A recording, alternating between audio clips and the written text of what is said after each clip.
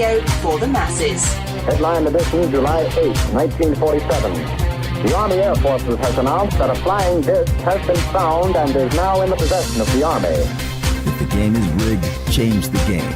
Game changer. I occasionally think how quickly our differences worldwide would vanish if we were facing an alien threat from outside this world.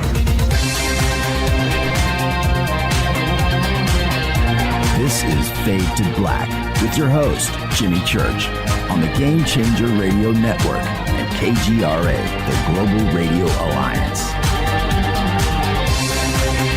I need your help to get to the year 1985. You're listening to Fade to Black with Jimmy Church on the Game Changer Network.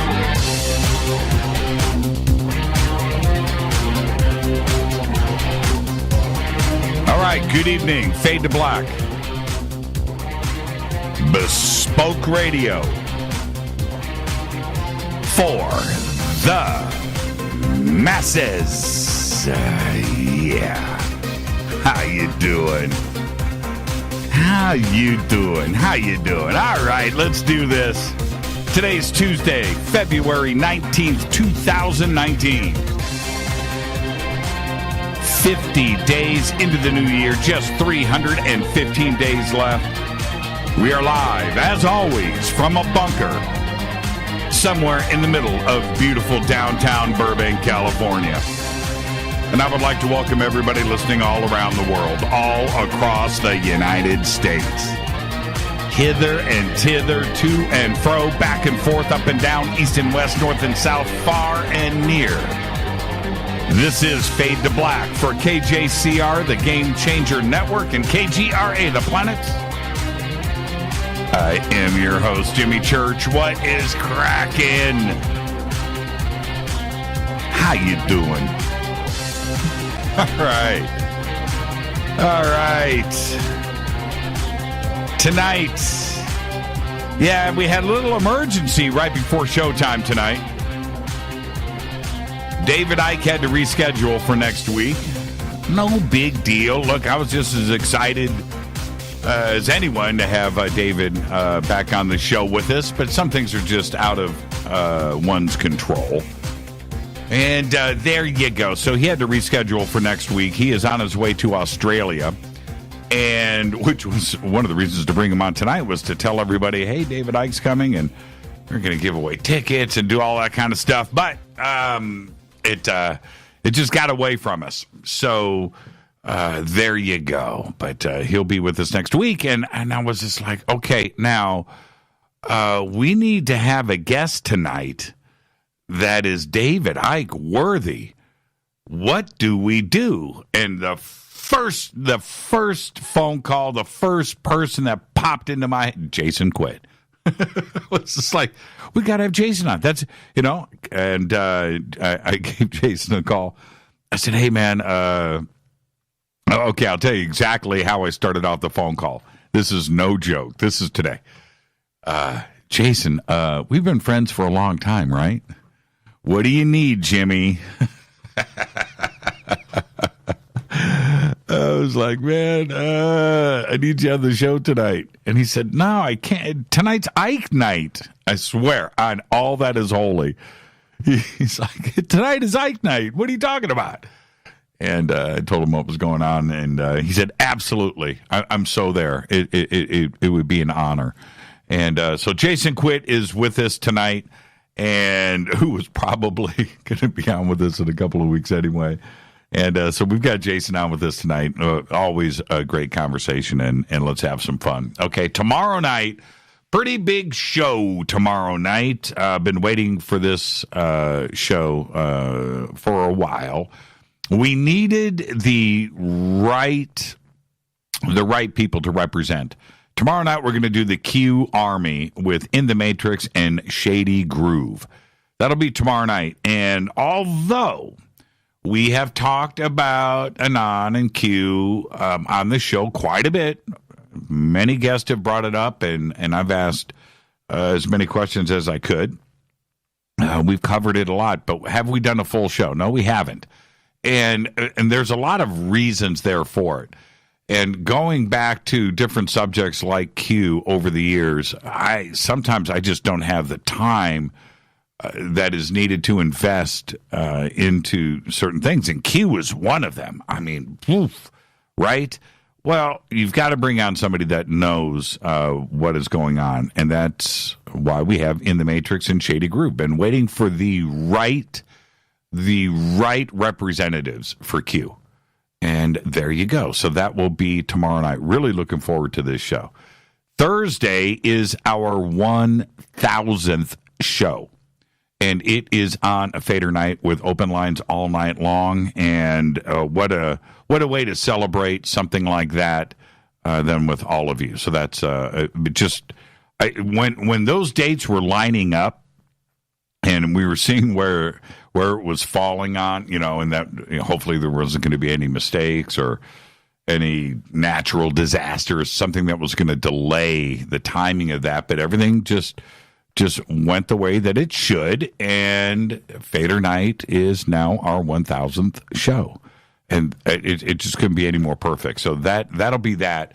I'm going to give the heads up a little bit. If you are going to be at the Conscious Life Expo, and if you're going to be there Thursday, we're going to arrive after the show Thursday night.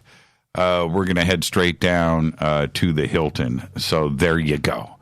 Okay, so if you're going to be at the Conscious Life Expo Thursday night, let Rita and I know. Come and find us. I'll definitely be setting up our booth. That's my job. I'll be setting up our booth Thursday night. I could use some help.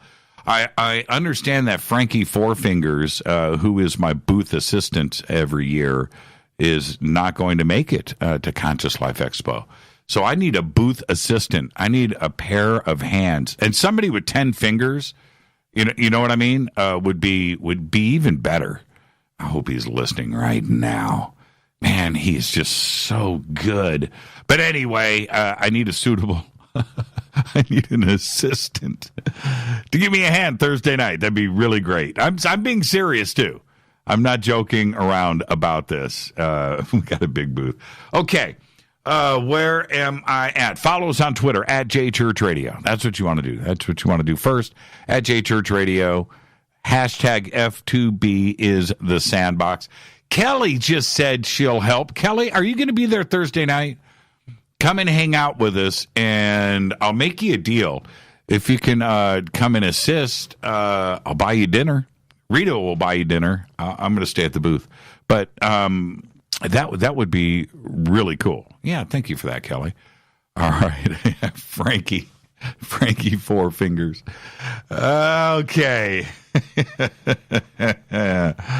I'm in a great mood. I know we're all a little bit bummed about David Icke tonight. But I know what everybody was thinking. Well, okay. No Ike, but Jason Quitt? Yeah, I can work with that, right? So it's all good. I'm in a great mood.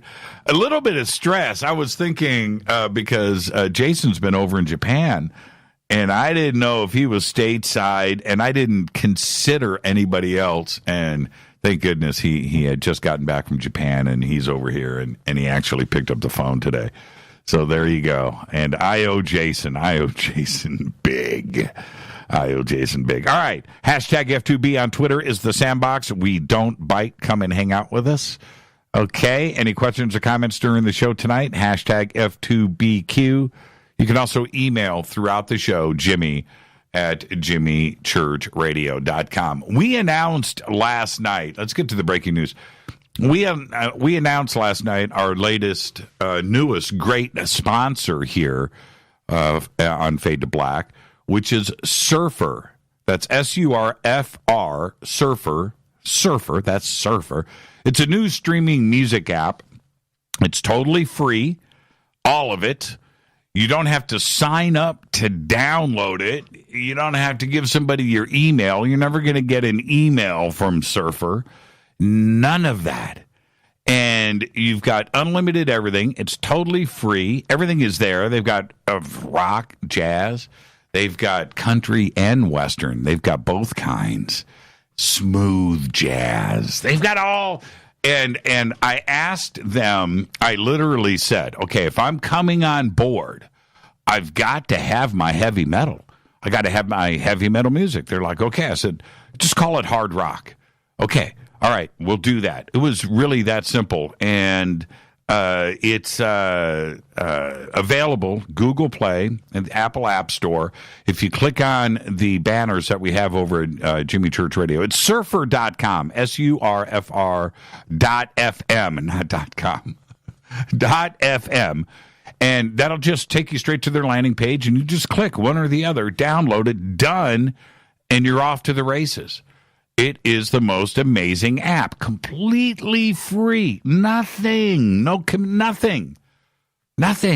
get your favorites all together. It's really, really, really cool. So check it out.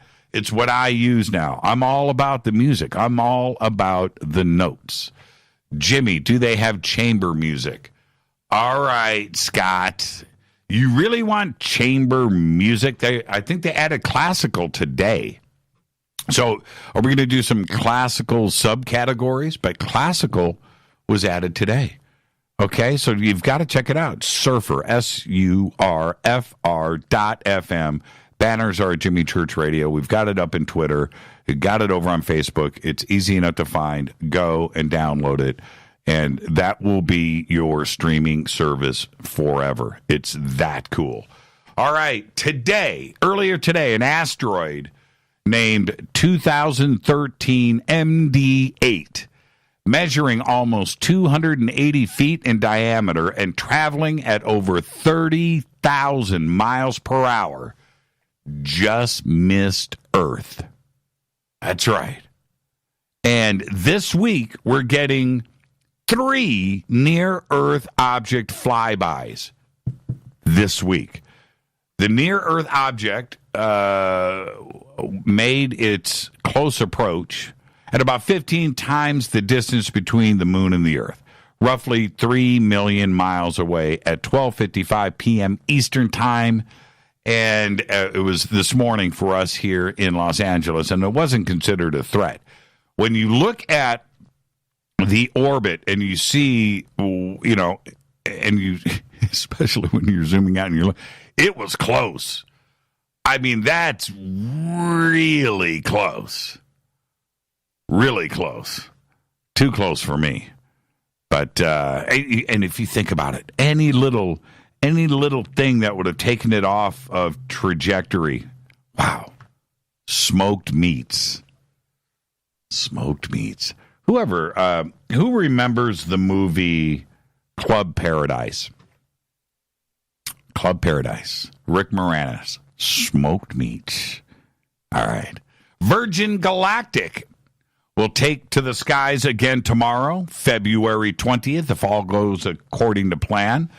Virgin plans to perform the 5th rocket-powered test flight of its newest Spaceship Two vehicle. It's called the VSS Unity. And then it's going to be tomorrow morning from out here in Southern California, the Mojave Air and Spaceport here in Southern California, out in Mojave. Not that far from the bunker. And it's, if you look on Google Earth and you see where the bunker is, you see where Burbank is, you see where Mojave, it's like right over the hill. Right over the hill. It's going down tomorrow. And remember, Richard Branson said he's going to space within 4 months, and that was last month. So he's got 3 months in counting on that. Today, a video was released with 300,000 new galaxies in it. Radio signals of those 300,000 sources have finally reached Earth, and most of them are previously unknown galaxies from distant universe.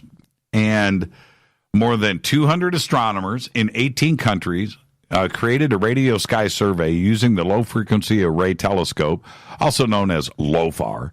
The first phase of this major survey was published, and along with 26 research papers describing the results in the journal Astronomy and Astrophysics. Now, one of my favorite things to do is to take a Hubble image and blow it up, knowing that everything that you see there that you think is a star is actually a galaxy. They released this video today of a flyby through the universe, and you see the stars. And also they showed the mapping of the sky and what section of the sky that they were doing this in. Anyway, and you're doing this, and it's just, you think it's stars. It's galaxies, and if you go back to the old days and you think about, Galileo and Copernicus and those immediately after that, once they started to figure out how to grind lenses and use telescopes, and they're up there looking and they're looking all the way to Edwin Hubble, where they're just looking to the skies, and they had no idea. They just didn't. Thought they were looking at, single stars. And there were galaxies. It's just unbelievable. Well, some were stars, of course, because they were looking into our Milky Way. But those that were finding those little gaseous, they call them nebulae, those are galaxies, chock full of stars. It's one of my favorite things to do. And this video was released today. It's absolutely incredible to watch. And you can go and check that out. It was up in Twitter. I'll get it up during the break. I'll repost it. All right. And Rita and I are continuing binging the Umbrella Academy. We started it over the weekend. And it's time travel. And I don't want to, because we're closing in on the end, and we'll probably wrap it tonight after the show. We'll finish the binge. I highly recommend this series to all of you because the science behind it is really, really cool. It's funny at moments, very dramatic. I don't want to give any spoilers out on the Umbrella Academy, but just I will say this. It's shot like a major motion picture. Every episode is just edited, shot, framed. The casting is great. The storyline is great. And it's very, very deep, and I enjoy things that are complex. I like fluff. I do. There's nothing wrong with that. There's a time and place for that, to go light. But this isn't that, and it will keep your attention. So seriously, everybody go and check it out. It's on Netflix. It's called The Umbrella Academy. All right? Now, I just reminded everybody that this Thursday, Rita and I will be heading down to the Conscious Life Expo. It is going down February 22nd through February 25th. We are celebrating this year the 50th anniversary of Chariots of the Gods.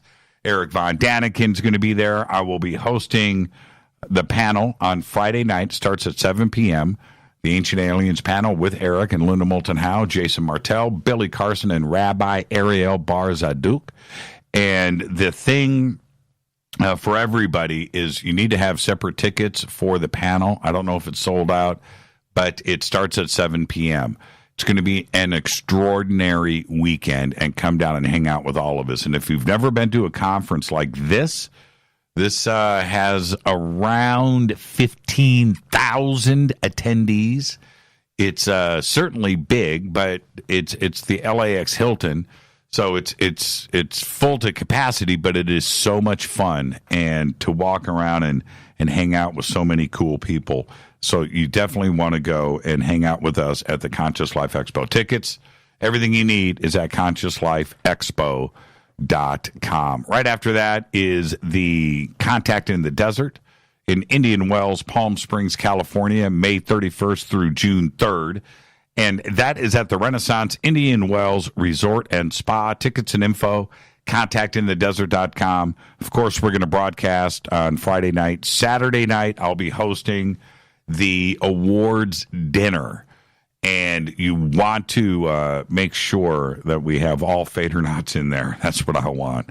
So go and get your tickets for the awards dinner. That is on Saturday night at contactinthedesert.com. And then coming up is our 2019 Soul Tech Conference over the July 4th weekend at Sunrise Ranch in Loveland, Colorado.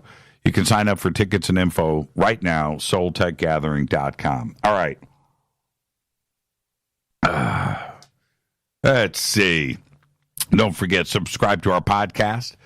just $2 per month. And starting this Thursday, I will be, well, it'll be on Monday, actually.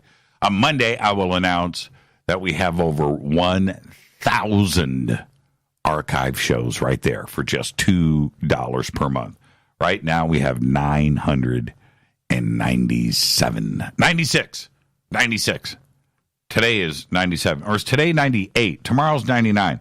So today, 997. That's right. You can also become a Fadernaut over in our membership section at jimmychurchradio.com. I was watching Twitter over the last couple of weeks. Hey, man, where did we get the shirts? Where did we get the hats? Hey, I want the. Go to jimmychurchradio.com. Go to the store. You can order T-shirts. Go to the membership section, and you can get the Game Changer. You can do whatever you want, but if you get the Game Changer, you get a shirt and you get the hat, and I autograph them both. Okay, so the hats are only available for Game Changers. Don't ask me for hats. Nope. As a matter of fact, go to the Conscious Life Expo. This is what I want you to do. Go to the Conscious Life Expo. Come up to our booth. Whip out a Hunsky, $100 bill. Whip it out and say, I want a hat. And I'm going to say, can't do it. Don't have them. Got to order them. You got to get a Game Changer. When you see somebody wearing a fade to black hat, that is somebody that is a game changer. And that's how you get the hat. So go to our membership section at jimmychurchradio.com. Let's get this show cracking. I'm ready. Got Jason Quitt down here at the bottom of the hour. So right now I would like to say happy birthday to Smokey Robinson, 79 years old. But Dad, it's Smokey. Yeah. Seal today is 50. Oh, what? Seal today is 56. Jeff Daniels today is 64. And no. Jeff Daniels, great actor. Newsroom. That's all you got to say right there. Jeff Daniels. Changed my mind. Jeff Daniels today is 64. Benicio del Toro today is 52. And Benicio, one of the usual suspects, one of the greatest quoted lines ever, at least for me, in cinema. He'll flip you. He'll flip you right out, man. He'll flip you. Benicio del Toro today is 52. Great actor. Funny dude, too. On this day in history, OTD 1878. The technology that made the modern music business possible came into existence in the New Jersey laboratory where Thomas Alva Edison created the first device to both record sound and play it back. He was awarded U.S. patent number 200,521 for his invention, the phonograph, on this day in 1878. Fader fact.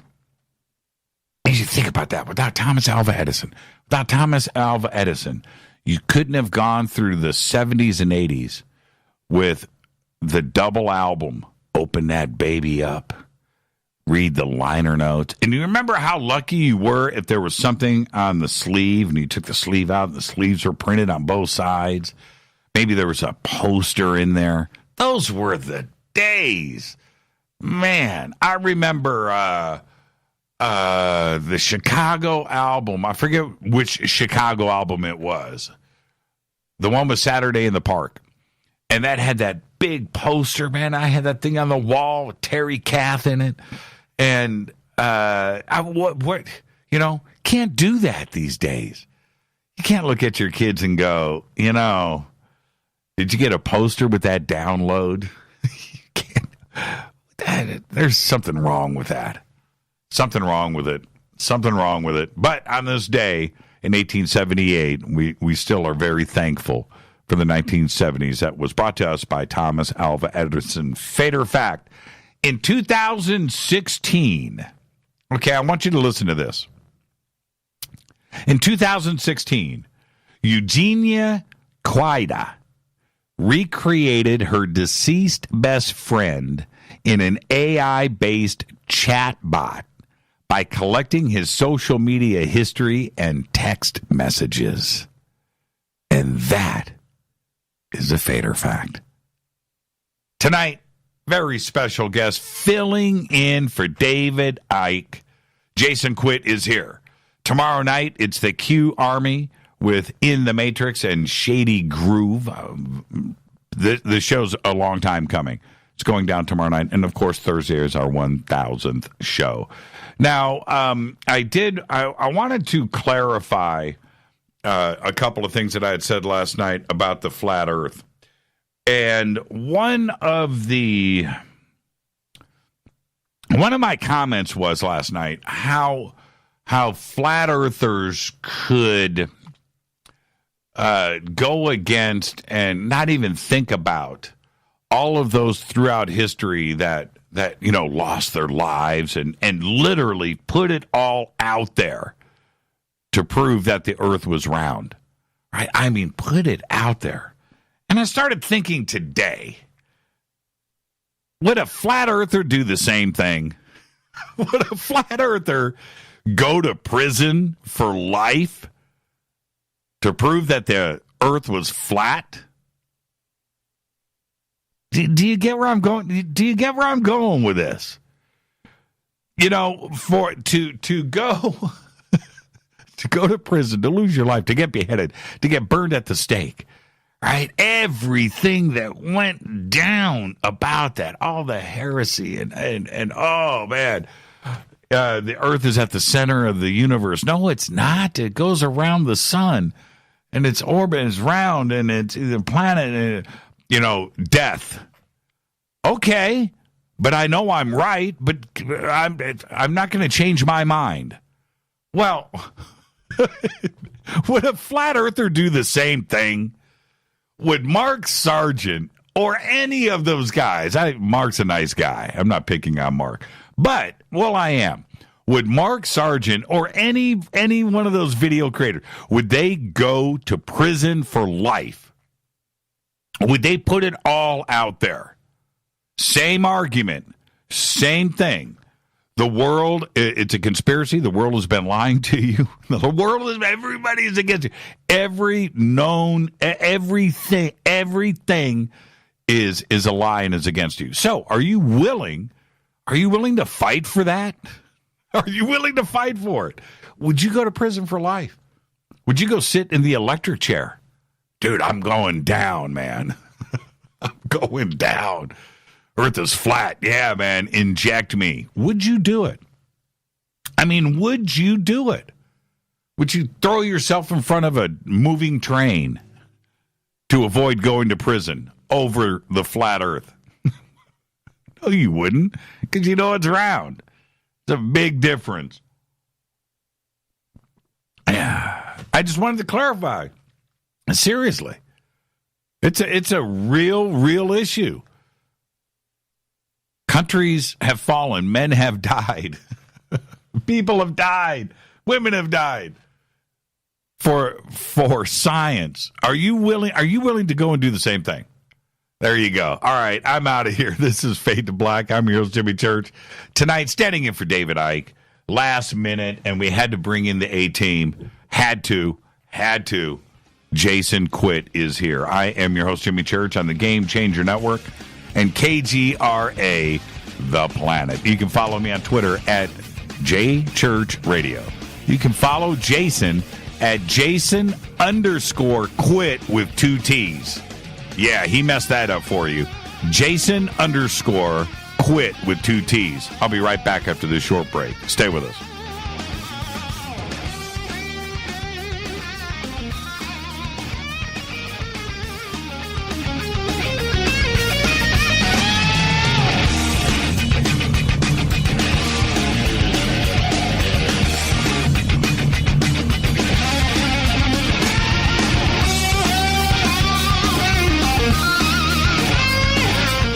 This is Nicole Church, daughter of you-know-who, and you're listening to Fade to Black on JimmyChurchRadio.com and the Game Changer Network. You're listening to Jimmy Church, Fade to Black. Fade to Black will now pause for alien identification. The station that talks the net. KGRA Radio. When you take the beans from Central America with dashes of Indonesian and African mixed in and then roast it to the dark side of Fade to Black, you create the ultimate brew of fringe. Introducing the Fade to Black blend from Rivermoon Coffee. Yes, Rivermoon's darkest customized roast was created for the love of Fade to Black.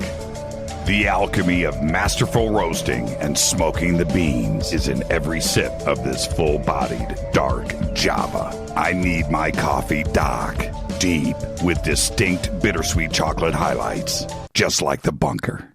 Leaning further into the darkness of the roast is Fade to Black blend from Rivermoon Coffee. Just click on the banner at jimmychurchradio.com and use the promo code F2BBLEND for 15% off of your order today. Go Beckley Teppy.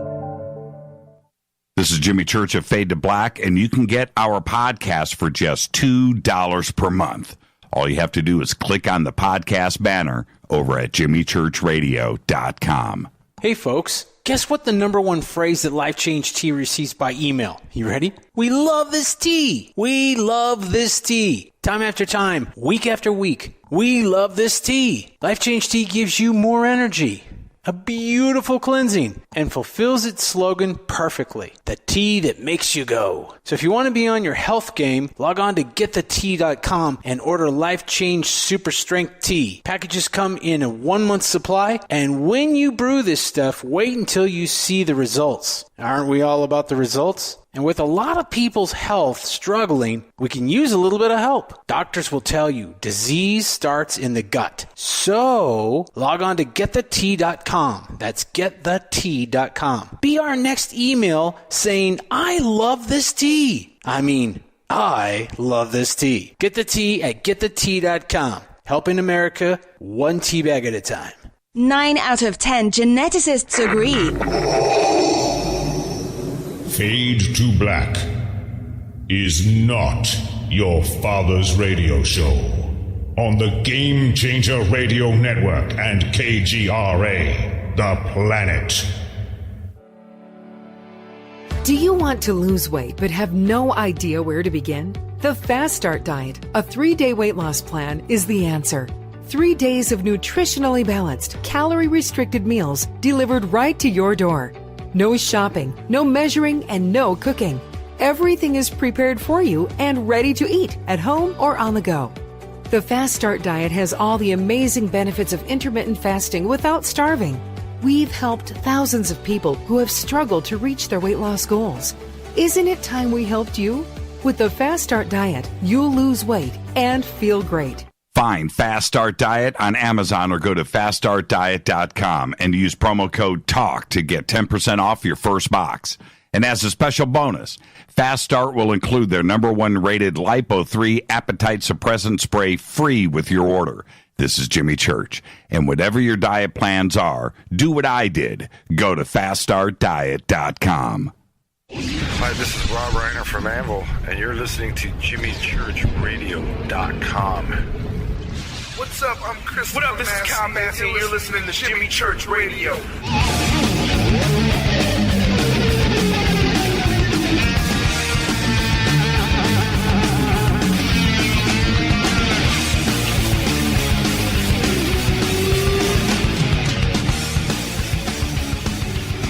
All right.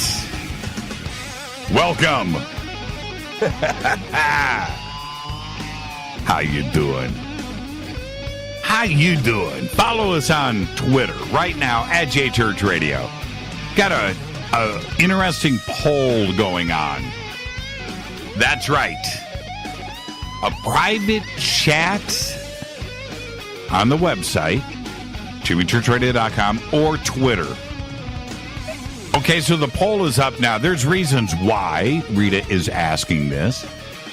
And Rita just said, I don't get it. I don't get to vote. But I did. Can't we have both? There's reasons for it. So go and snap onto that poll. Okay? And Rita just posted it up right there.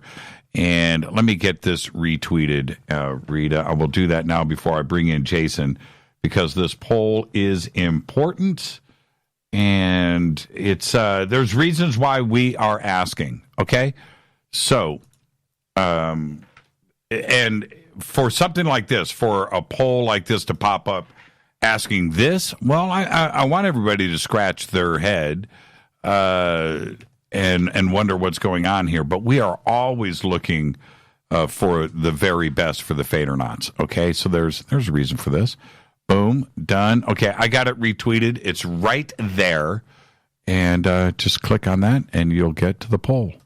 Click on Rita's thing. There it is. Okay, all right. It's up, and it's retweeted. All right, so standing in tonight, Jason Quitt. That's right. He's a graduate of the Institute of Energy Wellness. He's a student of the Algonquin Shamanism and has been training and working with many teachers, shamans, and traditional healers from around the world. He's also the author of Forbidden Knowledge, Revelations of a Multidimensional Time Traveler, The Egyptian Postures of Power, Ancient Gong System, and the Yosef Codes, Sacred Geometry Mandalas. Tonight, we're going to discuss the doorways to the paranormal and altered states of consciousness. Got to welcome back to Fade to Black our good friend Jason Quitt. Jason, how are you, man? Thank you so much. Thank you for inviting me on. And, you know, I was going to be listening tonight to David Icke, so I was going to be here anyways. So I hope I could fill in that spot perfectly for you. Well, you know, it's so funny when your response to, well, wait a minute, tonight is Ike. And I was like, that kind of rhymes. Tonight's Ike night. I was like, yeah, well, you know, some things. So just thank you for that. And I'm not kidding when I say that you were my first and only phone call on this. And you know, for everybody out there, if I've got to say we've rescheduled Ike, I need to back that up, you know, and I got to back it up with Jason Quitt. No, you don't have to respond. I was expecting one, but. Well, you know, I just got back from Japan, and my nights are still kind of topsy-turvy. So I'm good. I'm up, I'm focused, and I'm ready. And I should be drinking some River Moon coffee too, but, you know. Okay, well, there you go. Thank you for the plug. Did you go and check out the game Go after you and I talked about that when you were in Japan? I did not. Okay. I did not. It's fascinating me. Go is really fascinating. You want me to tell you something? Sure. This is when it comes to Go, there's a stat with Go that it can't be applied to anything else on planet Earth. There's a stat, not chess, checkers, backgammon, any other game, any other thing, nothing, not any stat. There's a stat for Go that there are more moves in Go than stars in our universe. It's like some crazy. Right? And right when you get into that kind of zone, that kind of mindset, now that's a game that nobody will ever master. It's impossible, right? So it's a life of investment. You actually see a lot of people playing this. And, you know, I just Googled it to see some more information, but this is like 2,500 years old, yes. This game? Yes. And it looks like something similar that they used to play in Egypt. They have kind of things like this in museums. I've seen very similar things. There was another game similar to that was released in the United States, and it was in the 70s. And I used to play it with my dad. It was called Othello. And similar in that, you know, you have the little. You have the black and white pebbles, right? Mm-hmm. But Othello, each pebble was black on one side, white on the other. But you played it in, you know, very similar, and it kind of took off here in the United States, and I enjoyed playing it. But Go is a whole nother concept, and And now that artificial intelligence is involved in the Go world, nobody ever thought that artificial intelligence would be able to master Go, and it has now beat the world champions. And I'm talking about AI. Very complex game, and you're over there in Japan. I was just wondering, one of the things you've invited me over to Japan, and if I will be there. When I do go, I want to go and check out people playing Go in real time. I want to go see it. I will take you for sure, and I'll probably take you to. There's a lot of video game places, and there's a lot of cafes where you can sit with animals. I'm sure you'll enjoy that. I know, yeah. Somebody, Dan James over in Australia, just posted this picture of Google's AlphaGo defeats the Chinese Go master. And there's a documentary, and you go, and I can't remember the name of the documentary, but it's about this tournament. And I got to tell you, he was so crushed. And when you lose a Go tournament to a human, right? And that's a crushing defeat. And you watch them because their lives are so invested in this game. And what they do with these Go players, we'll move on to the show, everybody, I promise. But Go is really fascinating. And what they do is they grab these kids, 2, 3, 4, 5 years old. They go to a Go academy where they learn history and math, but they're also playing Go. Like, they're taken from their families, and they're playing Go like 16 hours a day. And they are told that either you will be good enough to turn pro, by the age of 12, 13, 14 years old. This is not a joke, by the way. I'm not playing around. I'm not saying this in jest. And you will be professional by that age or not. Right? That's it. And so they crank these kids out from the age, from 5 to like 12, 13 years old in these Go academies. And it's a way of life, man. It's not a joke. Go is a very serious thing. And I've watched all these documentaries, and I've sort of absorbed how the game is played. I understand the basics of it. But obviously, I know nothing, and these masters are incredible. So I want to go hang out and watch one of these Go tournaments in real life. All right, so moving on. What is the latest before we get into our conversation tonight? You're working on a movie / series. You've got that stuff going on over in Japan. What can you showed us all the trailer, and we premiered it. What's the latest on that front? Well, what we're doing right now is, because we have so much content, we're breaking it up into a series. So we're going to have, let's say, one episode which is about outer body experiences, and one episode about aliens, and one episode about, let's say, ghosts. So we have all this different paranormal experience type events documented, and what we're doing is we're shooting the experiencer, and we're actually going to do reenactments of what these people went through, and we're working with a really amazing CGI team. And I think when we Skyped in Japan, I showed you the project that we were working on. Yes, you did. And it's like the CGI is just it's at such a high level that I'm very proud of it. I'm very proud of this work. So hopefully within the year, we could show something out into the public. Right. But, we are working hard behind the scenes and trying to make a really good product that really tells a lot of truth, that shows real events and real people talking about their experiences. And I think we're going to pull you in as well. And, you have to open up and tell us your experiences that you're hiding. Yeah.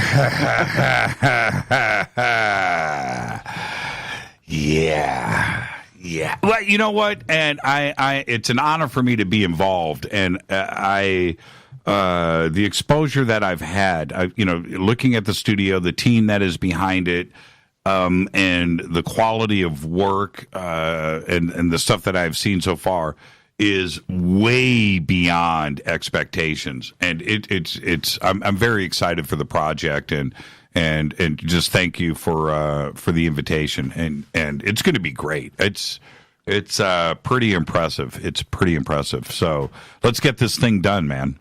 And also, we're not going to forget the Soul Tech video that we've been working on behind the scenes, and it should be done very, very soon. So I will be sending you something first to review, and then we're probably going to put it out very soon. Yeah, that Soul Tech, a lot of stuff went down that week. A lot of stuff went down. I mean, it wasn't just the sightings. It was the personal experiences. It was Bigfoot. It seemed like that Soul Tech conference, this is up at East Eddy Ranch, everybody, if you weren't there. It seemed like every minute of the day, all you had to do was point yourself in one direction and walk, and there was something happening, right? And it was nonstop from the moment that you woke up to when you went to bed at night. There was something strange and supernatural that was going down. It was just extraordinary, and we happen to have cameras rolling. Yeah, and next time when we plan on going, that's what we're going to do. We're just going to set up cameras and have them shooting the mountain all the time and try to get some more of these videos because, James captures a lot of amazing stuff. And, I even took some amazing pictures of those mountains lighting up at night and ships kind of buzzing around that mountain. So anybody that really has a camera and goes out there, they're going to get photographic evidence of something. Absolutely. Well, which takes us into some of what we're going to be talking about tonight, about doorways to the paranormal and altered states of consciousness and these locations around the world. These things are real, and certainly there's something going on up there at East Eddy, but it's not the only location, is it? No, in fact, the whole planet has these stories. Traditionally, stories passed on from generation to generation talk about all types of beings, all types of phenomenon in the sky, ghosts, what we would call aliens. Like, this is not a new topic to anybody. And, I get I'm very lucky to be able to travel around the world. And when I go over to Japan, which I just came back, what fascinates me is that they have a whole, not only religion, but they have this whole history of ghosts and beings and these kami from the ancient Shinto, all these amazing characters that it's very, very detailed information.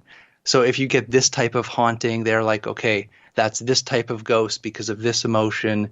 You have to do this ceremony and it will be gone. So it's very scientific, and it's been passed down for thousands of years. So we kind of live in a world that kind of parallels with other dimensions, other beings that live or inhabit those dimensions. And I know we live in a very technological world, and I know that we're kind of, trying to live and have our jobs and our family, and we're not really focused on these paranormal things, but they are right here with us. And when we start to awaken to that, this whole planet changes. And I think that's a very powerful awakening that people go through, is to see that we're not alone on this planet. Is there a society, is there a culture on this planet that doesn't have a doorway involved in their history? If you think about it, right? Rome, they've got the Illuminati doorway right there in the middle of Rome. We've got stuff all over Central and South America. These doorways, of course, Egypt, and over in England. Here in the United States, the cultures here. Is there a culture that doesn't have this in their history? I think it's all over the world. And I'm trying to remember the name of the Japanese doorway, but I took a video of it, and they put up these amazing, beautiful structures. And when you walk into the temple, you have to walk through this doorway. And they say that when you walk through this doorway, you're stepping into another world, and you're going to leave behind the things that should not be taken into these new worlds. So there's this belief system of these doorways that exist all around the planet. And I really believe and have experienced this kind of opening into the other worlds. And this is what the book Forbidden Knowledge was about. And this is what I'm really kind of talking about when I do radio shows and lectures, because my background, I'll just tell the viewers that don't know who I am, my background is just a regular guy from Canada, Right. And I started to have these awakening experiences throughout my life. You can call me an experiencer. And these experiences happen my whole life, where for me, I see the reality of this planet very, very differently. So I'm trying to kind of express that there is this kind of other world right here with us, and ancient traditions, belief systems, and even these doorways that you're talking about that are found all over the planet, they are signs pointing to that at one point in history, we knew about these other worlds and we had communication with them. And in my research, something happened. You can call it the fall of Atlantis or the Great Flood, or something happened on this planet where that was closed. And we forgot about it, or we were told, that's not for us to know and we need to concentrate on something else for our evolution. But I think that because it's here with us, we are really starting to awaken to that fact, and more people are talking about it, researching it, and going to places like the sacred sites, like Yosef, to try to experience being in contact with certain divine beings, or what we would consider divine beings, or elementals or spirits that are just outside that normal range of perception.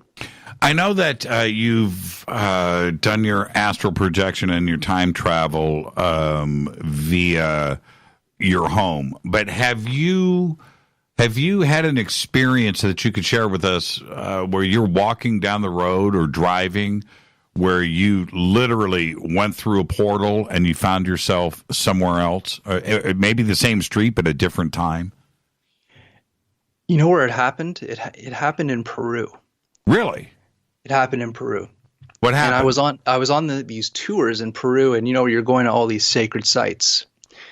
And there is this one temple called the Temple of the Spiral, and someone will have to look it up. I don't remember exactly where it is, but it's just the foundation is there, and what you do is you walk in through the doorway and you walk in a spiral until you get to the center, and you just stay in the center. So I'm walking with everybody else, so I'm in a group. We're all walking in this spiral, and when I get to that center point, it's almost like it felt like my feet went into the ground to my knees. Like it was shocking, actually. It was a real pull down of my body is what I felt. And I got, like, literally my consciousness got shot up somewhere, and I got so scared because, I only do this at nighttime when you're relaxed. I was not expecting this to happen. So I kind of jumped out of the center of the circle because, that was terrifying. Was this in Cusco? Actually, I think it's near Cusco, actually. Yes. Yeah, I'm looking at it here. And it's kind of cone shaped, right? It goes into the ground a little bit. I'm not sure. I'll have to look. Okay. There's also this island there. They call it the landing pad for the UFO. So there's this island that has a completely flat top. It almost looks like it's an artificial island. Right. And they say that's where the ships land. And if I go in my old photos, I could probably find that picture and post it later. But I think it's Moray. It's this big circle site. Right. I'm looking at it here. It's crazy. Okay. So what happened? We've got 2 minutes. We'll pick up after the break. So what happened? Well, it happened again in Moray. So I'm down at the bottom circle. Right. And everybody's just sitting and meditating and doing their thing. And I walk right into the center of this circle. And I just lay down in almost like in a cross, put my arms out to the side. And I'm just laying on the ground in the middle of this circle. And I start to feel this almost like this electric buzz. It was very strong. It started to come in through my fingertips, and it started to spread through my body. And once it got to my shoulders, and then it went into my heart area, my chest area, suddenly my whole body shut off. It went into this paralysis state, and it just shot me off again. So there are places on this planet that I would say induce these astral projection experiences. And trust me, I wanted it to stop. In fact, when this electrical current was going through my arms, I was actually trying to break the contact. I was trying to move my fingers and move my arms up to try to get out of it because my mind was racing. I knew that, okay, this thing is going to shoot me out of my body. I can just feel where this is going. So there's definitely places on this planet. And also the doorway in Peru. They have the doorway. What is it called? But anyways, they have a doorway there that they say they see beings walking out of this doorway all the time. And they see beings walking through this doorway all the time. So who are these beings? What are people experiencing and seeing entering these sacred sites? And there's a lot of these doors in Peru. I think more doors in Peru than anywhere else in the world, because almost every single site has one of these doorways. Yeah, and I think. Also Richard Casaro does some excellent research on this. The three doorways, right? The three doors, and they are all they're everywhere. Of course, at the top of the Mayan pyramids, they're all over Egypt, and you go to these different megalithic sites all around the world. They have the three doors, right? And each one has got its purpose. And then what is above the doors, right? You see the Anunnaki wings, right? And you see these the wings that are above the doors, certainly signifying flying somewhere, right? That there is a purpose for this when you go through the door. There may be a ceremony, and there might be something else that is involved, but it was a doorway going somewhere. And the secret is, and I'll give it away before the break, is this is what I was told and this is what I experienced, is that what they would do is they would leave their bodies. And once they left their bodies, they could now enter these gateways. So many people would go and meditate in these caves or these places where these doorways are, and then they'll have the outer body experience. And once they have that outer body experience, they walk through that doorway, and now they are in that other world, be it on another planet like a Stargate, right, or be it on another dimension of the Earth plane like a Shangri-La type city, a very advanced city that exists in our plane of existence. When we come back after the break, I want to talk about some of the and my own experiences too, and yours. But this is something that has been talked about forever. And there are modern parts of this in our pop culture where the references are today, and you just don't know when this happens. And we'll talk about that when we come back.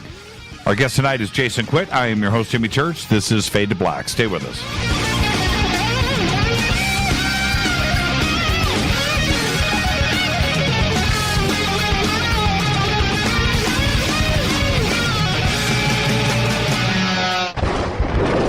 This is Fade to Black with Jimmy Church on the Game Changer Radio Network and KGRA, the Global Radio Alliance. This is KGRA Digital Broadcasting Station, Salt Lake City, Utah, Van Buren, Arkansas.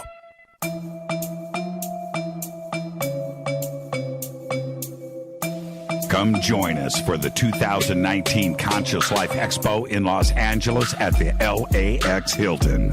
This year, we are celebrating the 50th anniversary of Chariots of the Gods with Eric Von Daniken, and I'll be hosting the panel with Eric, Linda Moulton Howe, Jason Martell, Billy Carson, and join George Norrie, Nassim Haramein, Robert Schock, Daniel Brinkley, Grant Cameron, Julia Mossbridge, and another 50 speakers who will be presenting at the 2019 Conscious Life Expo. Just go to ConsciousLifeExpo.com for tickets and a full conference schedule, or click on the CLE banner at jimmychurchradio.com. Go back, Lee Tappy. Folks, this is very important information. What's to be said about CBD? AncientLifeOil.com. Our CBD is made from hemp and has 0.003 THC, which means this wonderful product won't get you high, no matter what amount you take. What does CBD do for the body? My hands are tied. But you can Google CBD benefits and be astounded. When you're finished reading, you'll want to log on to AncientLifeOil.com. That's AncientLifeOil.com and purchase. Life is good when you feel good. People are tired of pain. People are asking for non-GMO organic products to help them with, you fill in the blank. Legal in 49 states, and again, our CBD is made from hemp. Ancient Life Oil is about helping people one by one by one. If you wonder how good the product is, the CEO takes it every day without miss. AncientLifeOil.com. That's AncientLifeOil.com. Have a great day. Hello, I'm Katie, and you're listening to my main man, Jimmy Church, on jimmychurchradio.com. Hi, this is Ray Hobbs here, repping the planet, and you're listening to my good friend, Jimmy Church, Fade to Black, on the Game Changer Network and the KGRA Digital Broadcast Station. This is Toby Kebbell. You're listening to jimmychurchradio.com. Don't hurt me, Jimmy. I'm only little. Hey, I'm Adrian Grenier. And this is Ari Gold. We're the Honey Brothers. Yes. We are also Honey Brothers. Hey, I'm Adrian Grenier. And I'm Ari Gold. We're the Honey Brothers. And you're listening to Jimmy Church. The Revolution. Reclaim your active lifestyle with Angioprim. Angioprim is the original liquid oral chelation supplement. Chelation helps remove toxins, heavy metals, and cholesterol in your veins and arteries that can cause blockages. Scientific research proves the active ingredient in Angioprim has superior oral chelation action that helps promote cardiovascular health. Find out more. Go to angioprim.com. Talk to a trained consultant by calling Angioprim toll-free 877-882-7221. This is Jimmy Church of Fade to Black, and you can become an official Fadernaut by just going to our membership section at jimmychurchradio.com. Hey, it's Grace. Can we talk about something serious for a minute? Your age. Getting old has its perks. But remember, being a few years younger, you know, your hair was thicker, you didn't have so many wrinkles, that extra weight wasn't haunting you, and you just felt better. Well, we can't turn back the clocks and go back 10 or 15 years, but you can start feeling and looking 10 or 15 years younger with Nature's Youth RSF. It's a doctor-formulated daily supplement that helps your body maintain its peak performance and fight the aging process. Imagine sleeping better, looking better, and feeling better. See how Nature's Youth RSF has helped thousands of people just like you at nature'syouth.com. nature'syouth.com. Imagine how it will feel when your family and friends are asking you what you did to look so good. Your secret will be Nature's Youth RSF. It's time to start looking better and feeling better. Learn more and order your Nature's Youth RSF at nature'syouth.com. That's nature'syouth.com. That's nature'syouth.com. Hello, this is Serena Wright Taylor from Conscious Life Expo, and you're listening to Fade to Black with Jimmy Church, who holds the Lucky Pony record for the best astrological chart since 1963. True story. This is Micah Hanks of the Gralien Report, and you're listening to Jimmy Church on Fade to Black, across the globe on the Game Changer Radio Network and the one and only KGRA Radio, The Planet.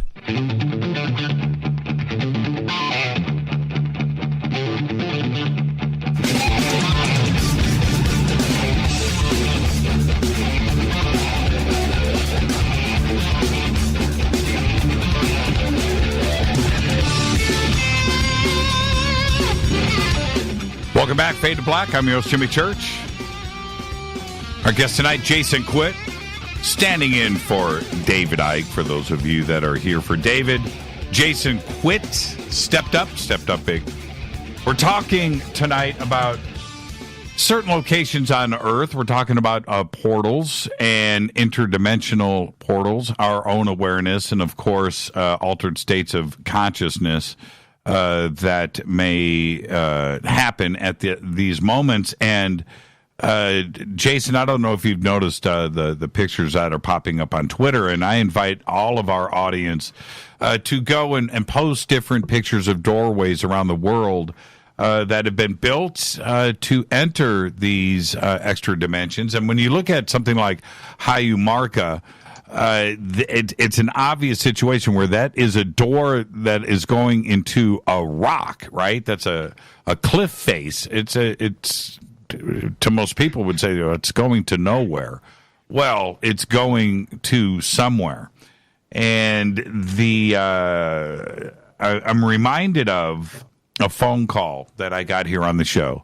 I'm going to do the very, very short Reader's Digest version of this. But Fate or Not called in and said that they were on vacation out here in the West, and they went up. It was on a riverbank, and and the family was off to the side. She's by herself, and there's a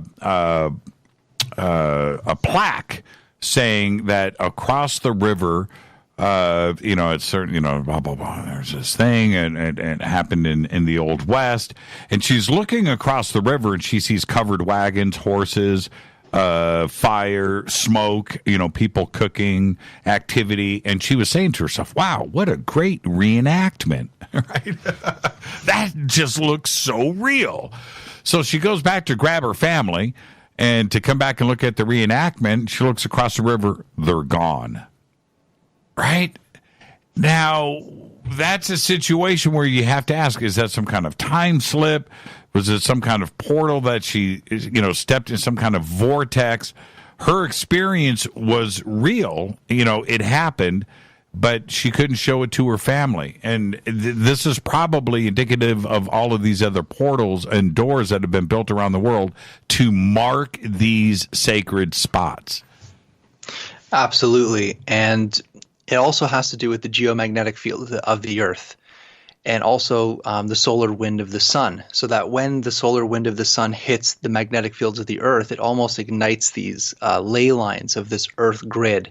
And when these ley lines connect, it opens these portals or these gateways. So sometimes when we have a very strong Schumann resonance, or we have things like a full moon, new moon, or solar spots on the sun, these portals start to open up on the planet, and things could be seen, like the listener. And I've heard these stories all the time. In fact, a very close friend of mine, and I think I shared this story with you before, is that they were driving to work like they do every single day, and they looked over, they looked through the car window to their left, and they saw this really old cemetery. And it looked like some medieval ancient cemetery. And he was like, wow, that's really cool. On the way back from work, I'm going to stop by and check it out. And he never noticed it before. So then on his way back from work, he went to that same spot and looked, and there was no cemetery. There was buildings there. And it really freaked him out because, he swore he saw it, and there was people with him too that saw it as well. So these things definitely happen. And you had Richard Dolan on last night, and you were talking about the new scientists that are coming out and looking at these amazing technologies that they're starting to hypothesize. And I'm thinking that all these amazing scientific discoveries that we're going to make in the next 20, 50, 100 years, they're going to be based off of natural, unseen phenomenon that many people are experiencing right now. And once we figure out why this is happening and how it's happening, I think that will be the key that's going to open up a whole new side of science. We look at the different experiences that happen today, like mine. I've had my own things that I can't explain. But there are many, many experiences that have been archived on the web where people are doing just that. They're driving through a town that they've lived in for a long time, and they're driving down the street, and the school that was there is now gone, and it's replaced by a gas station, or whatever, right? And then they turn around and they come back, and it's all back to normal. all right, the school is actually there. It's not a gas station now. And what have you. There are experiences like that, and could it be explained away where these portals are mobile? You know, like you're saying, where it's a natural effect and occurrence, so you don't know when and where this could happen? Yeah, exactly. And this brings to mind a story. When I was in Italy this year, they were showing us this bridge, and they call it the Bridge of the Devil, or the Devil's Bridge. And it's this beautiful ancient stone bridge that goes across a river. And the reason they call it the Devil's Bridge is because it wasn't there one night, and everybody wakes up the next morning and the bridge is there. It's just like this thing manifested into the world. That's a good one. That's what I want to read further on that. The Devil's Bridge. Okay. Well, there's like the Moberly or Jourdain incident, which happened in 1911. One of my favorite stories out there, which these two girls decide to visit the Palace of Versailles as part of several trips that they were going on. And they're walking through the grounds there, and they heard like something going on and smelled something. They around the corner, boom, they're at this chateau on the outside of Versailles called the Petit or something, and they look, and there's a party going on, right? Totally period party, and it turns out that mansion was empty. It was abandoned. They go back and they tell the whole story. We just saw this party, this thing, and it's another example of their experience was real, but what is it that they went through? Did they pass through something? Yeah, they could definitely be walking through one of these highly charged, let's say, ley lines, which could be altering their state of awareness, where they can actually be seeing through time. And these cases just keep on happening. And it gets into this other thing, which is what we call ghosts or memories, where let's say there's a party or an event that has a lot of emotions to it. It's like a pivotal moment in somebody's life or many people's lives. And that memory is encoded into that space now. Like, let's say something even bad, let's say like the Civil War. There's many people that live on these properties that had battles of the Civil War, and, people will wake up in the middle of the night hearing battles outside, because these things, somehow the memories of these events get stored in these locations, and at certain times they get replayed. So it's almost like this ghostly interaction. Or it could be kind of like these time slip scenarios where you're actually getting a glimpse of the actual event, like that party. So you're seeing through time somehow through these portals. And it's not just the earth. The human body as well is a portal. It's a vessel of experience into this three-dimensional world. And you can use the physical body to enter into these other dimensions and worlds through altered states of consciousness as well. So there's so many levels to these type of experiences that I don't know if anybody's really documenting this stuff or even researching this area. It's so fascinating. Well, then if we go back all the way to ancient Egypt, where not only the gods of Egypt and going to the afterlife and making that transition, this is something that they did. This was something that they pursued, and they prepared themselves for that journey. This isn't something that is modern pop culture. It sounds fun to read and write about, but this is something that has been going on for thousands of years. And the Egyptians really did believe in the multidimensional human, and that the human was made up of many different bodies. the heart was considered its own body, the mind, the emotions, the shadows of the body, the ba, the ka. There's all these layers that the Egyptians saw the human body, and that each one was given specific instructions on what needs to be done for that journey into the afterlife, because they always said that life was in preparation for the afterlife. And they also believe that you can become not only a god, but you can become an immortal being. They called them the Shining Ones. If you had a good heart, you see the drawing from the Book of the Dead where they're weighing the heart against the feather of truth. And they're saying if you have a good heart, if you carry truth, and it's not heavy with guilt, remorse, and the things we carry from life, then you have a choice. You could either reincarnate back onto the planet and be a master or a god living in human form, or you can stay with the gods as well. And that's a choice that many of these beings had. But there was also these very specific rituals that would have been done in ancient Egypt, where they wanted to take the Ba and the Ka, these two different energy sources, and merge them together in a ritual after death, which creates the Shu. Is it the Shu? I'll have to look that up again. But it creates this new it creates the Ak, sorry. So it creates this new body called the Ak body, which means the Shining One. And then they believed that the stars in the sky were their ancestors. So that if you attain the highest spiritual level, you would become one of the stars in the sea of the universe. Now, during that ceremony with the feather, right? Mm-hmm. That isn't in your control.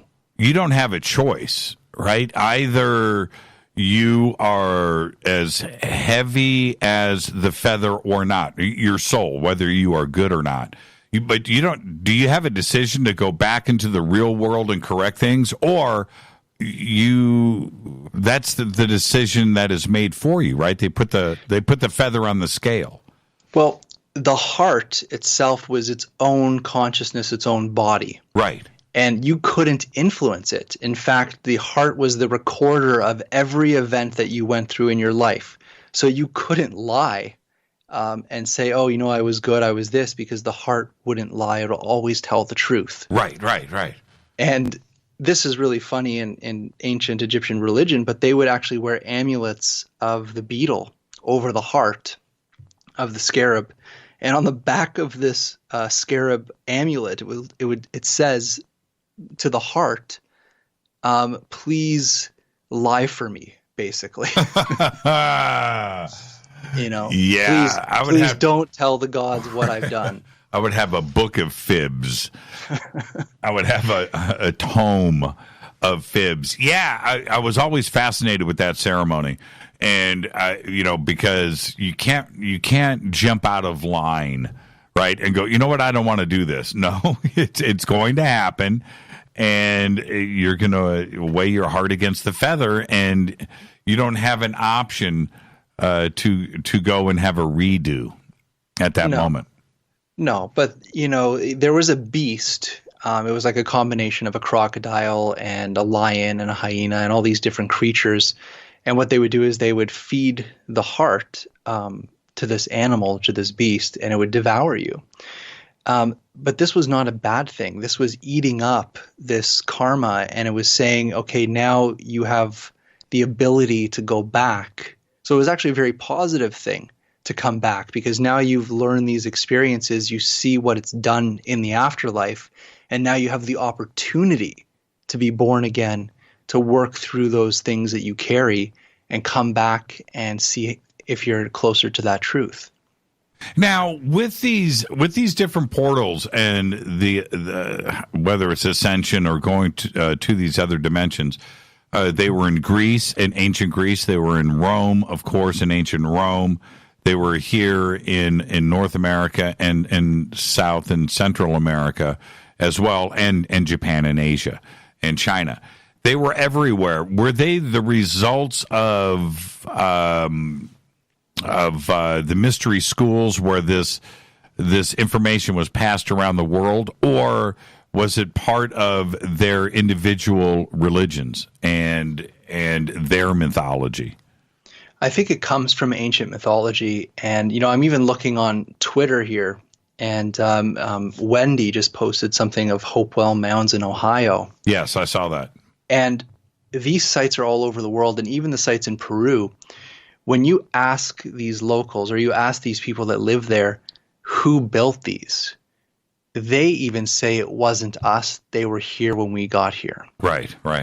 So we really don't know. We could assume who built them. And, a lot of people could say aliens or other type of ancients like the Atlanteans or the Lemurians or other lost cultures. But we really don't understand what these things are. And I was working with a channeler once, and they said something very interesting that always stuck with me. And we were saying, well, how are these buildings so advanced and we don't understand how they're built? And they channeled something, and they said to me, these buildings were built in another dimension and they were dropped down into ours. What would that indicate to you? Was there a physical transport, like your body, or was it just your mind? And let me go to some modern sides of this with technology, like the new TV series Altered Carbon, where they were teleporting, but they weren't teleporting the body. They were only teleporting the mind. You went into a body that was waiting for you. So your mind, you are in different bodies when you needed to change locations. And is it the same example here where we are talking about an altered state of consciousness where your mind is being transported like via maybe a Stargate going to another planet or another galaxy, where your mind is going and then you have a vessel that you are going to receive into? Well, that's exactly what happened to me. One night I was having an astral experience. So I was out of my body, and this portal opened up in the room. And this is not in the third dimension. I don't even want to call it fourth or fifth. You're out of your body, and that's all I could explain. And this portal opens up, and you get thrown through this portal or pulled through this portal. And I'm in space traveling, and I see this planet, and I ask, there's this guide behind me. There's usually someone behind me holding my shoulder, and I could talk telepathically to it. And I say, where are we going? And they said, the Pegasus constellation. And I could see these stars, and we come up to this planet. And as I go into this planet, my consciousness is placed in a body that's living there. So now it's my consciousness taking over a body to travel. So that absolutely was an experience. But I also think that at one point on this planet, and even today, these portals that open up, they can take your physical body somewhere else. And you hear a lot of stories about these things where people are just walking in the woods or something, and they just disappear. And then you get stories from medieval times where people are coming out of the forest, and they're in a different clothing, different time period, different language, and they don't understand how they got there.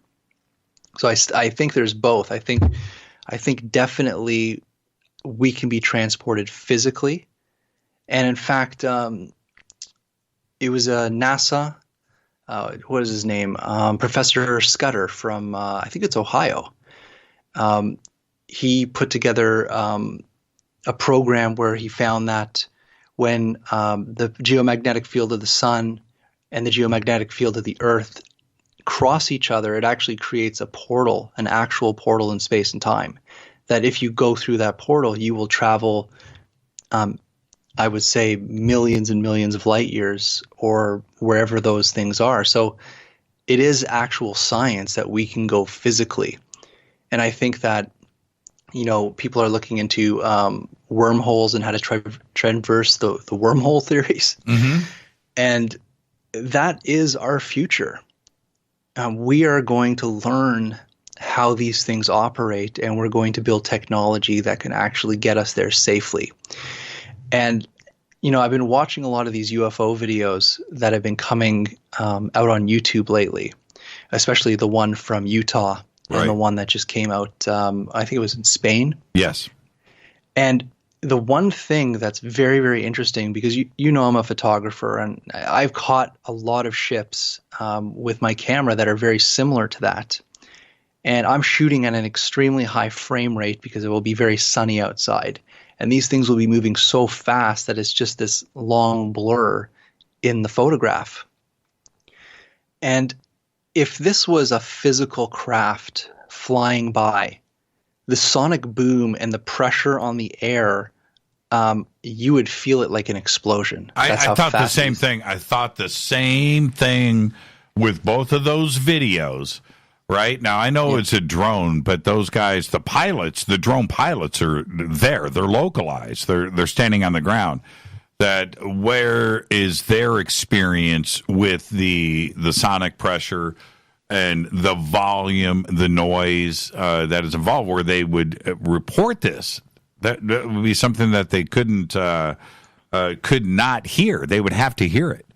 Yeah, and there's no movement, no sound, and even if it goes by a tree, that there's not even going to be a leaf that's going to move. So what is this? And the only thing that makes sense to me is that it's operating in another dimension just outside of our visual spectrum of light. So that we can capture this with our camera equipment. But we're not seeing these really fast craft with our eyes. We're only seeing them with these cameras, So it's really telling me that this is something that's just outside our veil. It's in another dimension or an earth plane, and there are some type of intelligent craft or ship or something that's being operated, and these cameras are now capable of capturing this. Because if this was a third dimensional object, a metallic object, it would have knocked that drone out of the sky. Yeah, there would have been a vortex of, a trail behind that would have knocked these drones unstable. Right? That's it. You would have seen the effects of it, because both of those objects, the one in Spain and the one in Utah, flew right in front of the drone and passed it. And it's one of the things that's eerily similar between both of those pieces of footage is that you have a flyby in front of the drone by these craft. So where are the physical effects of that? And I didn't see it in either piece of footage. I was thinking, okay, where you're going, the interdimensional aspect of it is, or out of frequency, another dimension, popped into our dimension. There's that part. I was thinking some type of gravitational bubble that would be around these craft where they weren't affecting the atmosphere around it, and that would explain it. Both pieces of footage look real to me, by the way. I've caught similar things, and I even put a picture of that in my presentations where it's like I'm shooting at 1,000 frames a second because it's so sunny out, and I'm shooting right at the blue sky into the sun. And I'll get those same ships just kind of streaking by really, really fast, and they kind of look like these cylinders almost, but they're moving so fast that it's just a blur. I don't know exactly what it is, and it can't be like an insect or a bug because it's so far in the distance and it's moving so fast that I can shoot. I think my camera shoots 14 frames a second. It's a very high shutter, right? And I could do it, and it will only show in one of those pictures. Very interesting. Let's take our break right here. Jason Quitt is our guest. That's right. If you're here for David Icke, it's not your imagination. That is Jason Quitt. David Icke will be with us next week. We will continue our conversation about portals and other dimensions with Jason Quitt right after this short break. Stay with us.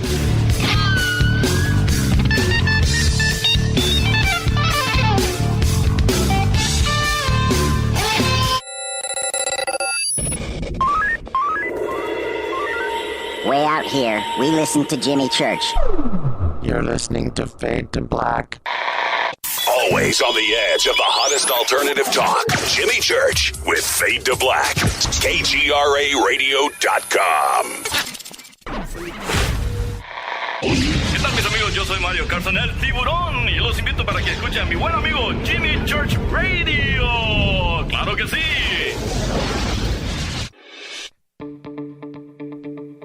Hurricanes, earthquakes, wildfires. This year we've experienced more than our fair share.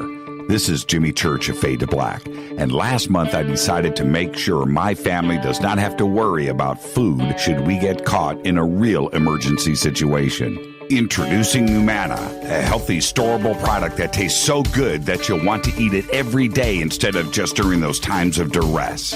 All Numana products have a 25-year shelf life, are MSG and GMO-free, no preservatives, and are made in America.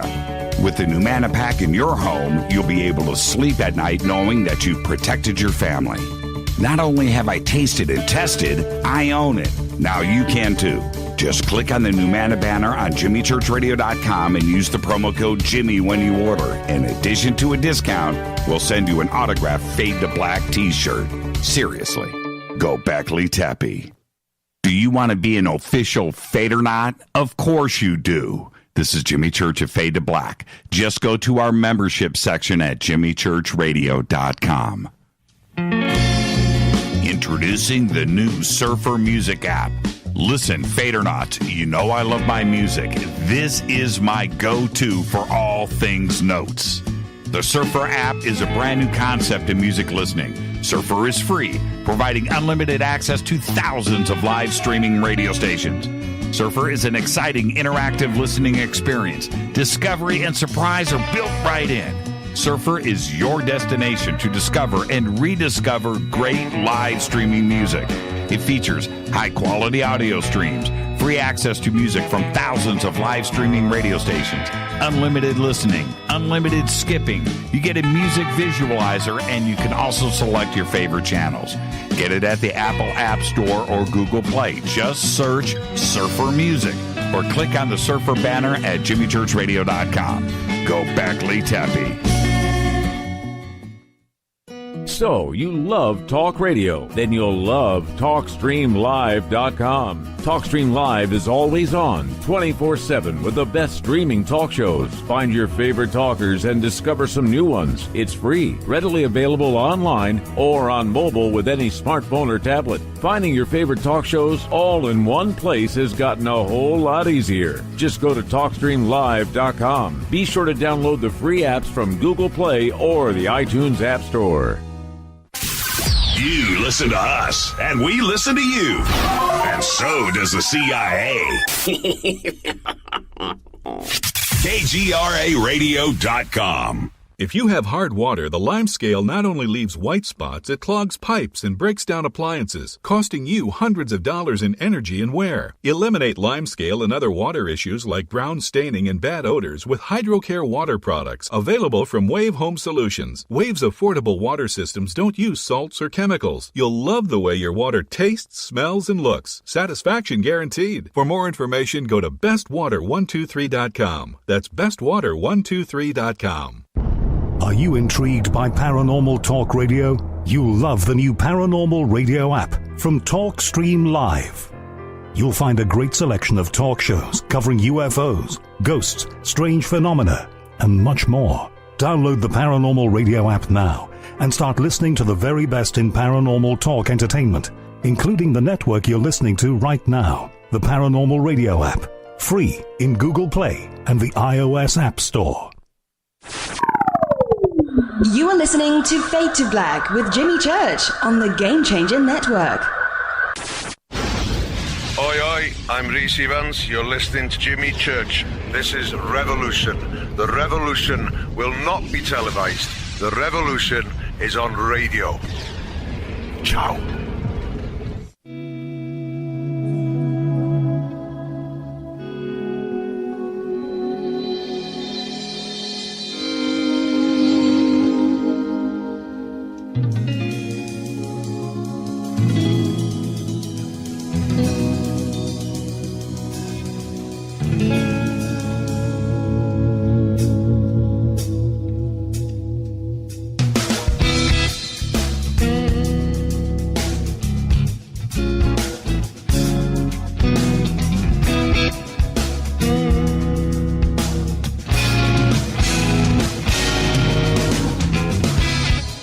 Welcome back, Fade to Black. Our guest tonight, Jason Quitt, standing in for David Icke. David Icke rescheduled for next week.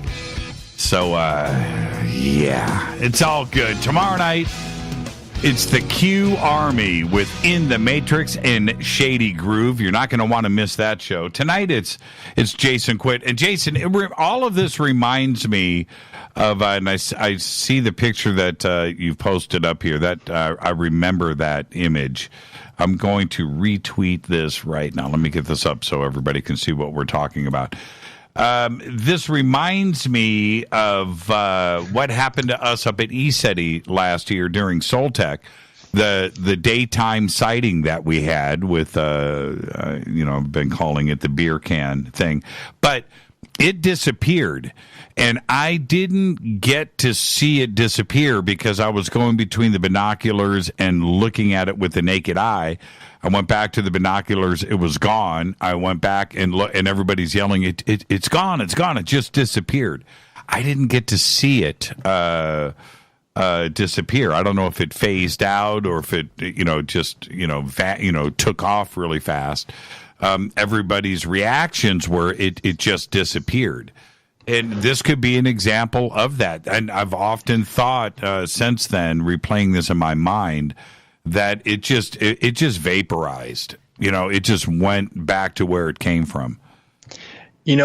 I had the most amazing experience, and it happened over Lake Simcoe here in Barrie, where I live. And I was at this concert at night, and there was this UFO in the sky, and it looked like this red plasma ship.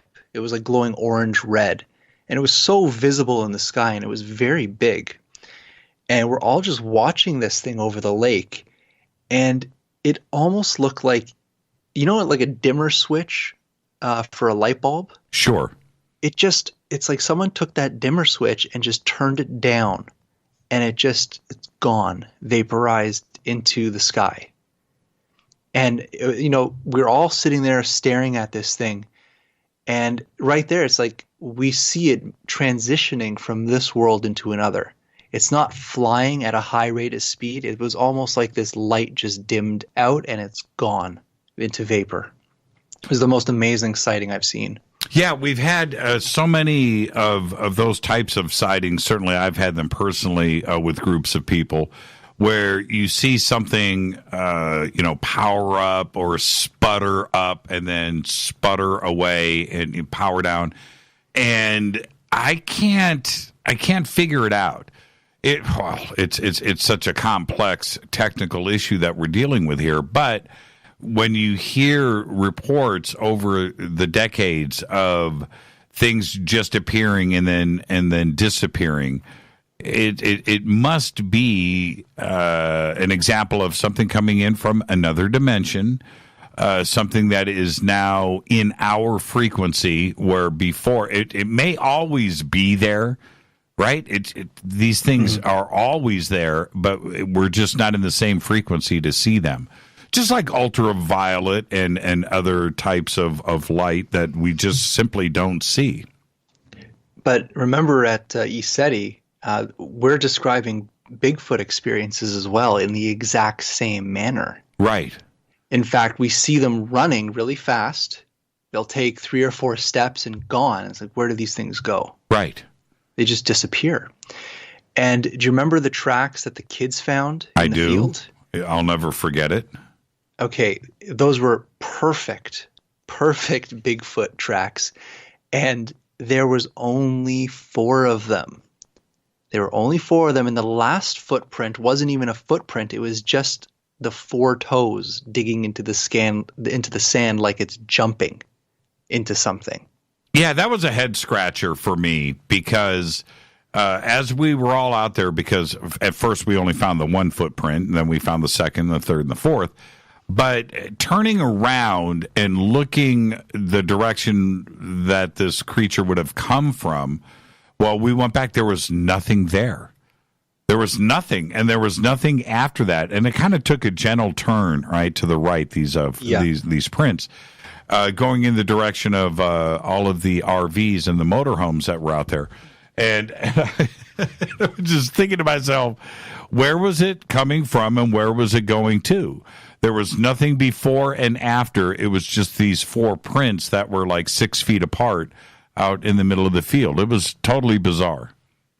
Yeah, and it goes into this theory that these things, whatever they are some type of dimensional being, and that they pop in and out of our reality, especially in places on the planet that have these portals. And I think that Field of Dreams is definitely the place for that. Now, you just posted a pic that you took. You were up in the mountains. Where was this? This was actually at Contact in the Desert last summer. And actually, Eric Awakening Man took me on a hike with my wife, and we went right up, I forget the name of where we went, but it was a very tall mountain in Palm Springs, California. And I was just shooting, my wife was shooting the camera, and when I looked back at the photos, it was there. And I knew that, this was a very advanced camera, and I had a very high shutter speed on it. And I knew that this thing, whatever we captured, was very far away from the camera. It was way out in the distance. Yes. And it was traveling at such a velocity that you can see that it's blurred on both ends. And how many pictures did you take in this sequence? In this sequence, probably like 10 to 15 pictures, and it's the only picture with it. Yeah, so nothing before and after. No. Wow, bizarre.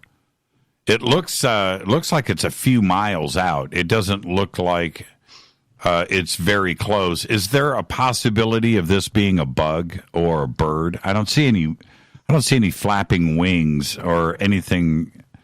Every time I see a bug or a bird, there's always some kind of protrusion, that's out. I don't see anything here. It is just merely a tube. You can really see if you look closely that it's some type of metallic-like object, and then you can see on the underside that it's shadowed. So it's casting this shadow as it's passing by. Huh. Where's the shadow? Oh, okay. I mean, you can see the bottom of the craft is more darker. Then you have this kind of like thin line on the top that looks more metallic. Right. It almost looks like a cylinder, but I can't tell if it's a cylinder or some type of craft just moving very fast. It's a pretty incredible picture. That's a good grab. That's a good grab. The interdimensionality of it is something that I think that we're going to get closer to with science these days, where we're talking about parallel worlds or, the multiverse and the existence of other dimensions beyond, 3 or 4 being time. That this is what is going on. Not in all instances, but when you see stuff appear that you don't necessarily see with the naked eye, that like this picture here. This just happened to be a photograph. I grabbed many pictures where I went and looked, and I look at the sequence of shots. I would take 3, 4, 5 shots in a row so I could make sure that one of them was in focus.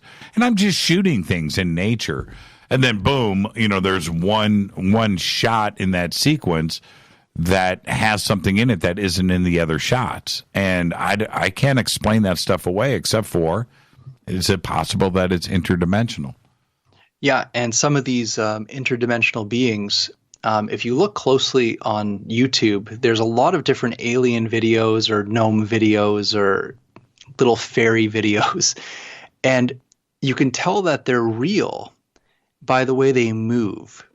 And some of them, they jitter very quickly, and you see them and they're gone, like they just disappear, but really they just are moving too fast for our eyes to see. So they're out of our time space.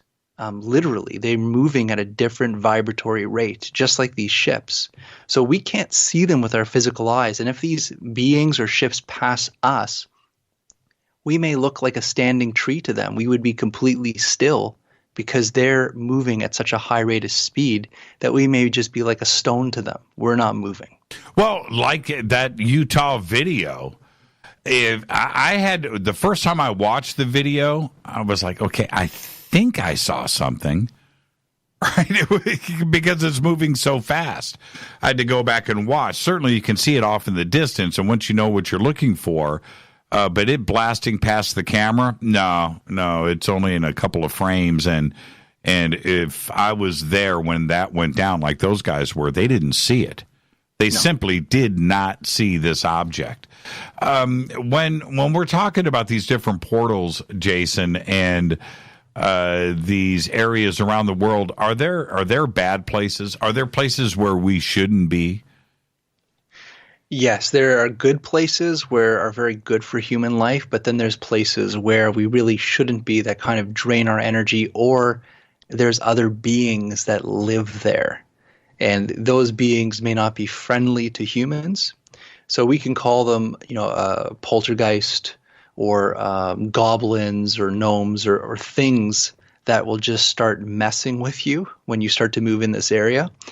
And this is actually very common. A lot of people don't know this, but there are areas where, let's say, these beings live just outside of our normal range of perception. And I don't know if you saw, there's a new documentary out called Hellier. I don't know if you've heard or seen that. I've seen pieces of it, yes. Okay. I watched that, and they were talking about this being, and it's almost like this little goblin type being, this three-toed thing. And when you go back into the history of where this thing is being seen, they're known to cause mischief. Right? They're like a mischievous entity that live in the caves and walk through the trails of these mountainous areas. Now, I was watching a Paranormal Witness in Japan with some friends, and there was this poltergeist activity in California, and it left a footprint in their kitchen, and it was this three-toed footprint. And I'm telling you, it was the exact same footprint that they were showing in Helliard. In that documentary. So this thing is more common than we know, and there are these mischievous entities that live on the earth plane just outside of our dimension, that if you move into their neck of the woods, they're going to really start messing with you, and they're not going to make your life easy. Are there specific locations that you can tell us about? Well, that one in specific with the Hellier case, I think they have reports of that all through North Carolina, Tennessee, that area. Well, but we can't not live in Kentucky, right? No. I mean, is it localized to a house, to a piece of property, woods? Yes, it would be localized to a very specific property or cave or house, like the poltergeist activity that was in California. That was located on the street. So basically, many of the houses on that street, everybody had to leave and they couldn't sell their houses. So how do we know? Right? Well, how do we know what to avoid? Well, I think it's just trial and error right now. You had these areas that the ancient shamans knew. It's like, okay, don't go over there. That's sacred land, not for us. So they would kind of stay away from it. But there are areas like, I know, I'm not going to say where this is because it may cause some issues, but there was a place that everyone on that street couldn't have babies. Oh, where is this? I can't say because I don't want to get in trouble. Why? Why would you get in trouble? Because it's too close to home. I know some of these people personally, and it's very sad and tragic. And if they do have a child on that street, they don't live very long. So this is in Toronto? No, this is not in Toronto. It's in Canada, though. No, it's not. Oh, man. What a bailout. I'm sorry, it's just too close to home. But they started to realize that it wasn't just one family on the street that this was happening to. It was many people on the street that the exact same thing was happening to them. So they decided to move, and once they moved, then they started to have their children. There are so many stories. There's probably a million or more throughout history where don't go in the woods. There's a bad dude in there. Don't go over there because it's over and over again. Are these, just built-in warnings, for children because adults know about it and they've had their experiences? And, it's a fairy tale, but it's repeated for a reason. It's definitely repeated for a reason. And, sometimes you just don't want to go into the forest at night alone. And, I've seen some crazy stuff. I've seen what you would consider to be a fairy in the woods, and I saw it with a friend of mine. We were taking pictures one night, and it looked like a green road flare, like someone lit a green road flare in the forest. It was so bright. And we walked right towards this thing. We both had cameras in our hands, okay? But we were so shocked, we didn't even take a picture of this thing. And we were standing right over it and looking at it, trying to figure out what the heck this is, because it was giving off this very strong light, but there was no heat, there was nothing coming from it. And then I took my flashlight and shined on it, and it just disappeared. So there's all these weird phenomenon, and you hear the story of the fairy circles. Don't go into fairy circles. Like, these are fairy tales that have been told for hundreds of years, if not longer.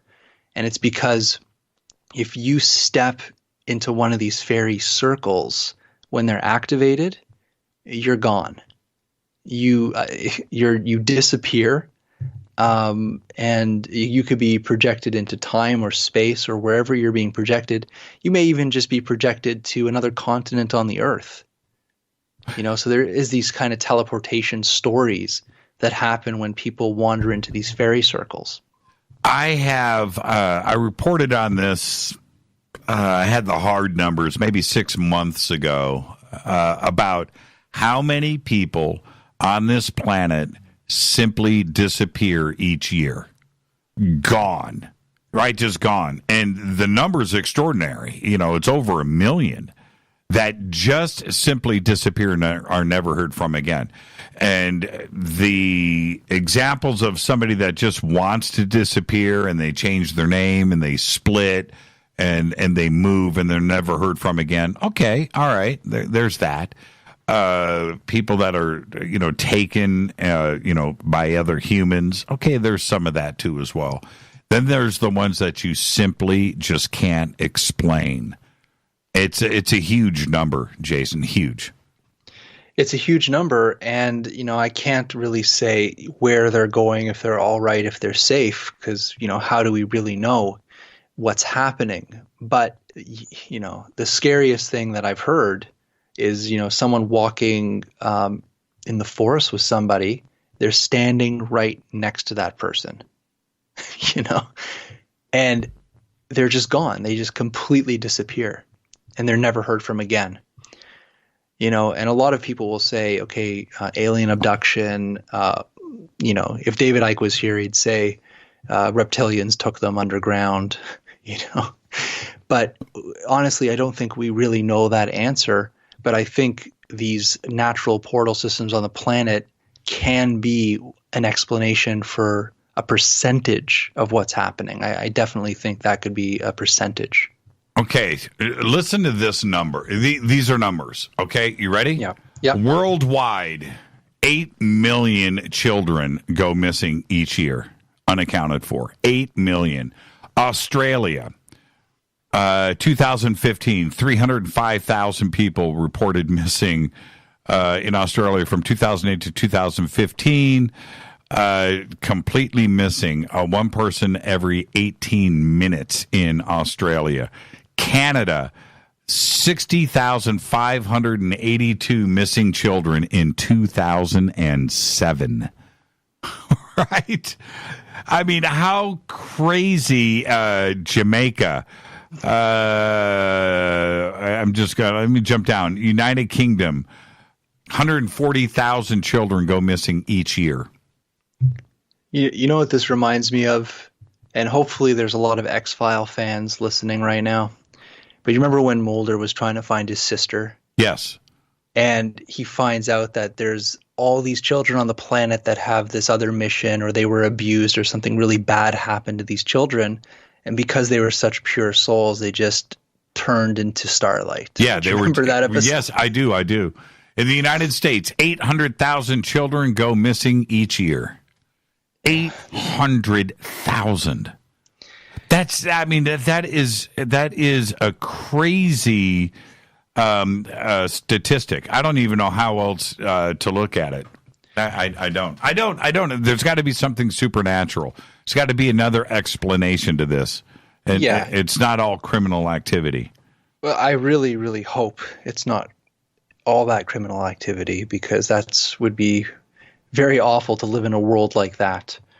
So I hope that they're in a better place, or they be projected to another world where they're having a good life now. I'll put out that positive vibe. And I remember speaking to an abductee and a channeler, and we were talking about these missing children. And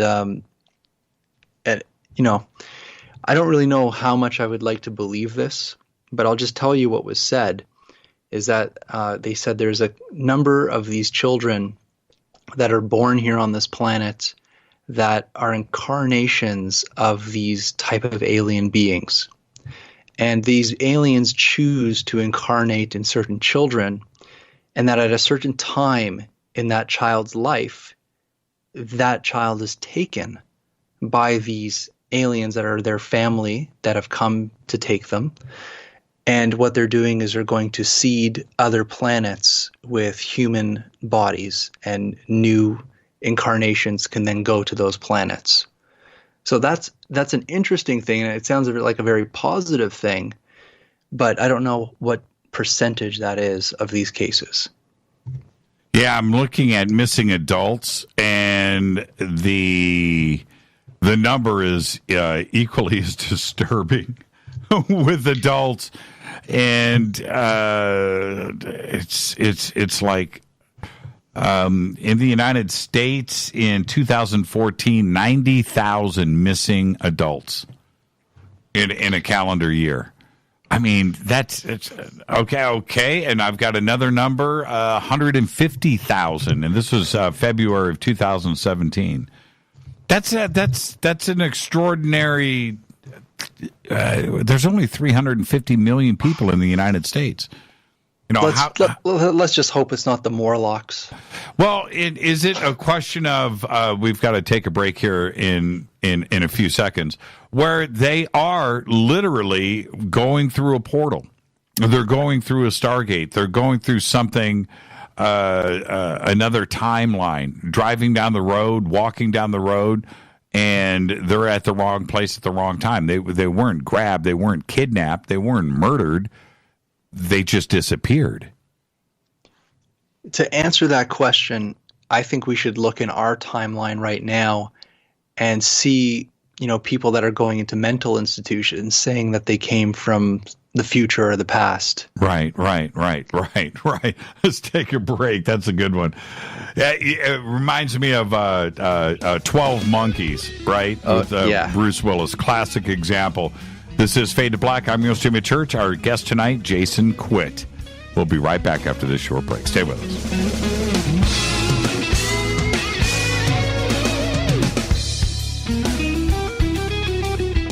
Hi, everybody. This is Rob Halford, the Metal God, on JimmyChurchRadio.com. This is KGRA Digital Broadcasting Station. Salt Lake City, Utah. Van Buren, Arkansas. Poor water quality is a major health issue, and it's only getting worse. Municipalities can't keep up, standards have dropped, and pollutants are increasing. Where does it all end? It ends by keeping the pollutants outside of your home with HydroCare's advanced systems available at Wave Home Solutions. No less than the best purification materials and processes have been developed by HydroCare to provide you with healthy, clean water for drinking, cooking, and showering. HydroCare far surpasses the competition in removing chlorine, odors, iron, lead, chemicals, limescale, and much more. Don't settle for less when it comes to your water. We'll take care of the toughest water problems for you, whether it's from a city or well source. Satisfaction guaranteed. For more information, call 888-997-WAVE. That's 888-997-WAVE. Or go to bestwater123.com. That's bestwater123.com. Wave Home Solutions for a healthy, comfortable home. Your contact for current news and trending topics. KGRAradio.com. Does your basement or crawl space have a damp, musty smell? Well, watch out. That's a sign of too much moisture and not enough ventilation. And that can mean increased mold growth and the buildup of harmful toxins and gases. Don't bother with a dehumidifier. It just circulates the same unhealthy air. Now there's a better way to remove these dangers and odors. It's with the computerized Wave Moisture Control Unit that reduces moisture and expels pollutants. We replaced our old dehumidifier with the Wave unit, and in only 3 weeks, our basement is dry and the musty smell is gone. Wave units require no maintenance, no buckets of water or filters, and costs only pennies a day to run. Breathe better, live healthier with an affordable, no-maintenance Wave unit. Call 888-717-WAVE, 888-717-WAVE, or visit dryhealthyhome.com, dryhealthyhome.com. Ride the wave. Wave Home Solutions for a healthy, comfortable home. This is Jimmy Church of Fade to Black, and I only drink Fade to Black blend coffee from Rivermoon. Just click on the Rivermoon coffee banner at jimmychurchradio.com. Promo code F2B blend. So are you tired of being tired? Well, then it's time to get the tea. Hey, it's Lisa here to tell you about this all-natural, all-organic tea I've been drinking that has had great results for over 20 years. It's called Life Change Tea, and it's specially formulated to help detoxify and cleanse your kidneys, liver, colon, and blood all at once. The colon is one of the most ignored organs in the human body. The faster that waste is eliminated from the body, the less time that waste sits in our intestines, spreading toxins to our bloodstream. This tea helps cleanse chemicals caused by outside intruders from our entire digestive system. And get this, weight loss can be a side effect. And with continued use of the tea, you can experience clearer, healthier, younger looking skin, increased energy, and a happier outlook on life. So if you're tired of being tired, get the Life Change Tea at getthetea.com. That's getthetea.com. And like me, you'll be glad you did. Did you know that when you're on the road with limited data or Wi-Fi available, you can still listen to every minute of Fade to Black by just calling 605-562-4482. No smartphone, app, or internet needed. It saves your data plan and no extra cost if you have unlimited minutes. Just call 605-562-4482. You can listen to me, Jimmy Church, on any phone, anytime, anywhere. Go Beckley Tappy.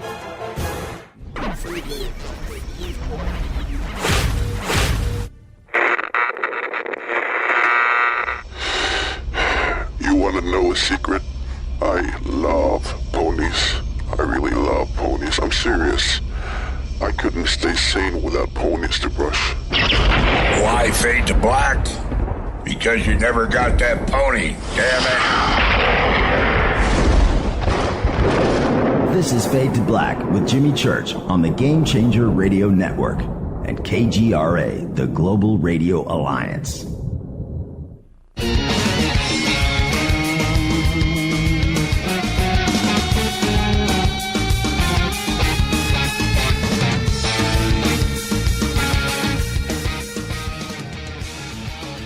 Welcome back. I'm your host, Jimmy Church. Jason Quitt is our guest tonight. I know some of you were expecting David Icke. David Icke will be with us next week. And Jason Quitt stepped up. And we're talking about portals and other dimensions and disappearing. And before the break, I was pulling up some stats here. Check this out, Jason. And if there's ever a question of something else going on here besides criminal activity, these numbers certainly support this. I'm going to throw some of these numbers out there. In 1980, roughly 150,000 people were reported missing every year. Now the number is around 900,000. Approximately 2,300 Americans are reported missing every day. This includes both children and adults. This does not include Americans who have vanished in other countries, individuals who disappear and are never reported, or homeless or and their children. That's nuts. According to the National Crime Information Center, the NCIC, 355,243 women were reporting missing in 2010, compared to 337,660 men. It's estimated that nearly 800,000 children will be reported each year in the United States. 40,000 children go missing each year in Brazil, 50,500 in Canada, 39,000 in France, 100,000 in Germany, and 45,000 in Mexico. An estimated 230,000 children go missing in the United Kingdom each year, or one child every 5 minutes. Very, very eerie. That's crazy. Those are big numbers. And you don't hear those on mainstream media ever. No, these are huge numbers. And if there is a phenomenon, okay, let's just say, yes, there's criminal activity that goes on and we could account on that. They also say that people go in the woods and an animal will take them and eat them, So, but is there a percentage of that these people just vanish and people can actually see them vanish? Or someone, goes to bed one night in their house and then suddenly they vanish. And I really think that there are these lines of energy on this planet. Many people call them ley lines or dragon lines. And when these lines get active, they could open up physical portals. And if you're in that wrong place at that wrong time, you will basically vanish. And earlier you were telling the story of a person that was seeing across the river this kind of medieval times party or ceremony or whatever they were seeing. Old West, yes. Old West. Now, what if they went over there and started to interact with them, and then they turn around to come back and they're in a different time, right? And now they're vanished, right. So again, it's like, I would be very, very curious. What are the stats and numbers of people that don't have identifications that show up in our timeline saying they don't understand how they got here and now they're in mental institutions? Right. There's got to be a statistic out there somewhere for that. The AMA may have some information there. And it also reminds me of the research by David Paulides. And in his Missing 411 series of books, and there were a couple of he told me this one story that it's in one of his books, one of the cases, but where the clothes are found folded, right? And then the body is somewhere else without the clothes. Now, how does that happen, right? In that, if somebody is out there freezing to death, the last thing that they're going to do is take off their clothes, right? That's you would think that would be the last thing that's going to happen. I don't think a black bear or some grizzly bear is going to fold up the clothes after they have killed somebody. Right, there's and they're also found distances apart as well, and then in other cases where they find the shoes but they don't find the body. It doesn't make any sense. Why would somebody take off their shoes in the middle of the woods? That's the last thing that you would take off, and it always suggests supernatural to me. David hasn't gone as far as pointing it at Bigfoot or UFOs, but he doesn't what he does remove is the human element, the criminal activity. Well, do you remember this case? I think it's a famous case from Russia, and I hope somebody fact checks this for me. But it's a story of these hikers it was like a snowy mountain. Yeah, the Dyatlov Pass.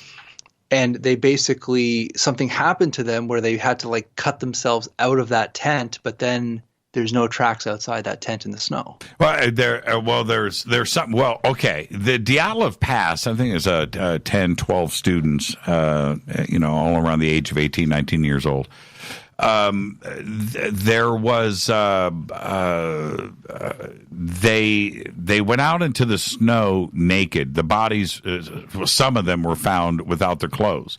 They also cut, like you said, they cut their way out of the tent, climbed a tree, obviously trying to get away from something.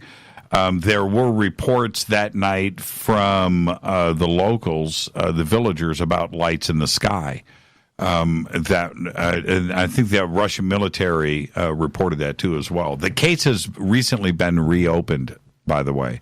The KGB got a hold of the case and made it confidential and top secret and removed it from any public investigation and civilian investigation. But it has been reopened. Because, when you're out in the woods, I don't want to scare any people, but there are different beings that can phase in and out from their dimension to our dimension. And a lot of these beings, they don't look very friendly. We don't really know what their intentions are. They could just be observing us. But our main reaction to seeing something that we've never seen before standing in the room with us, there is nothing to prepare you for that. Especially if you're seeing like an alien or something that you would consider like a beast or a demon type creature just show up in your room or in your tent, I'd be cutting myself out of that tent as well. Well, why is it that we want to go and interact and mingle, trying to participate in their world? Why is it that we always want to do this? I do.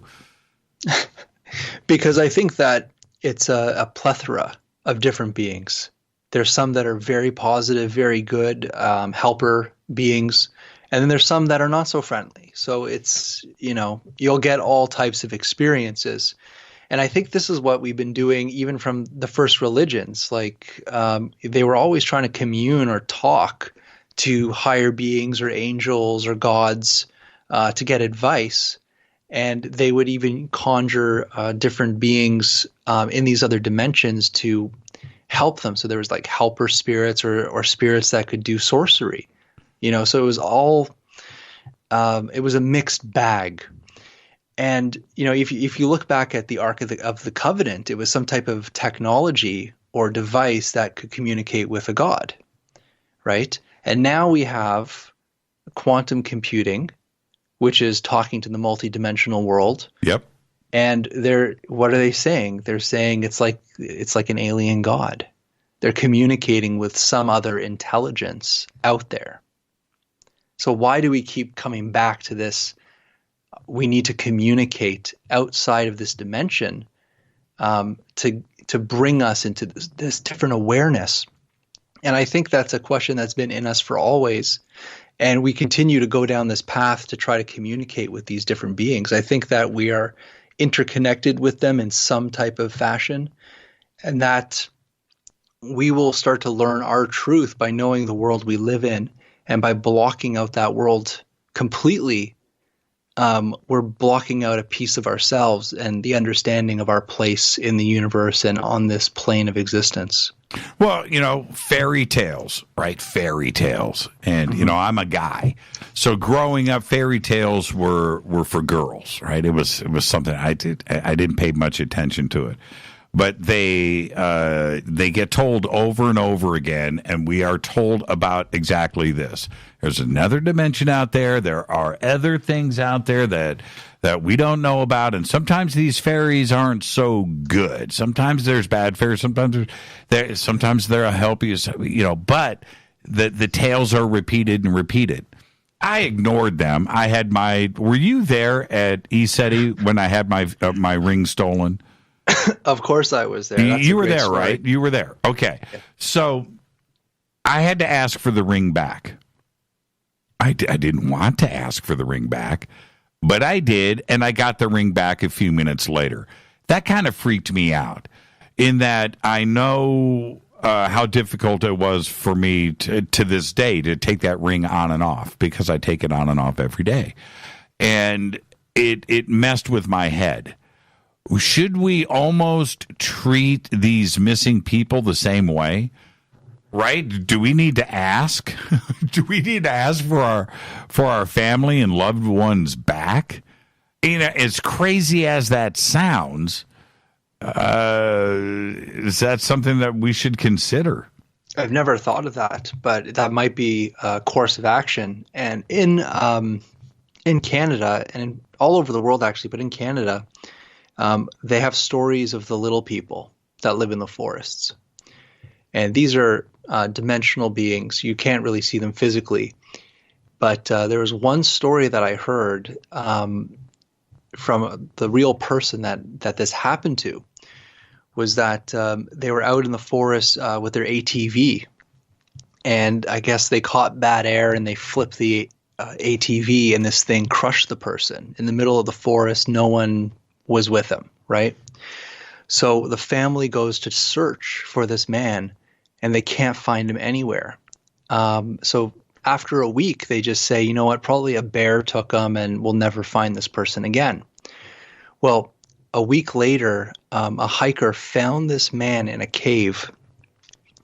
And when they said to this man, you know, how did you get here? What happened to you?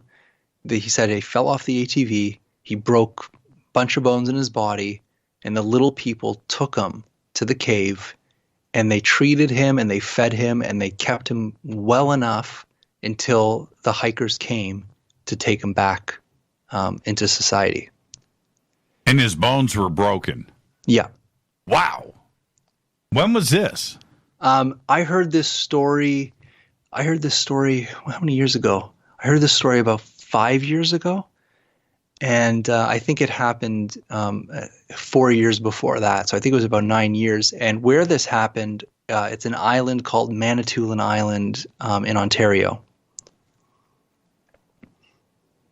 When I hear myself talk about these things, Karen just tweeted out, asking fairies for your stuff back is kind of embarrassing. And I get that. Because my experience was real, and as I have told the story, it's exactly how it happened. So I you know what? I don't care. I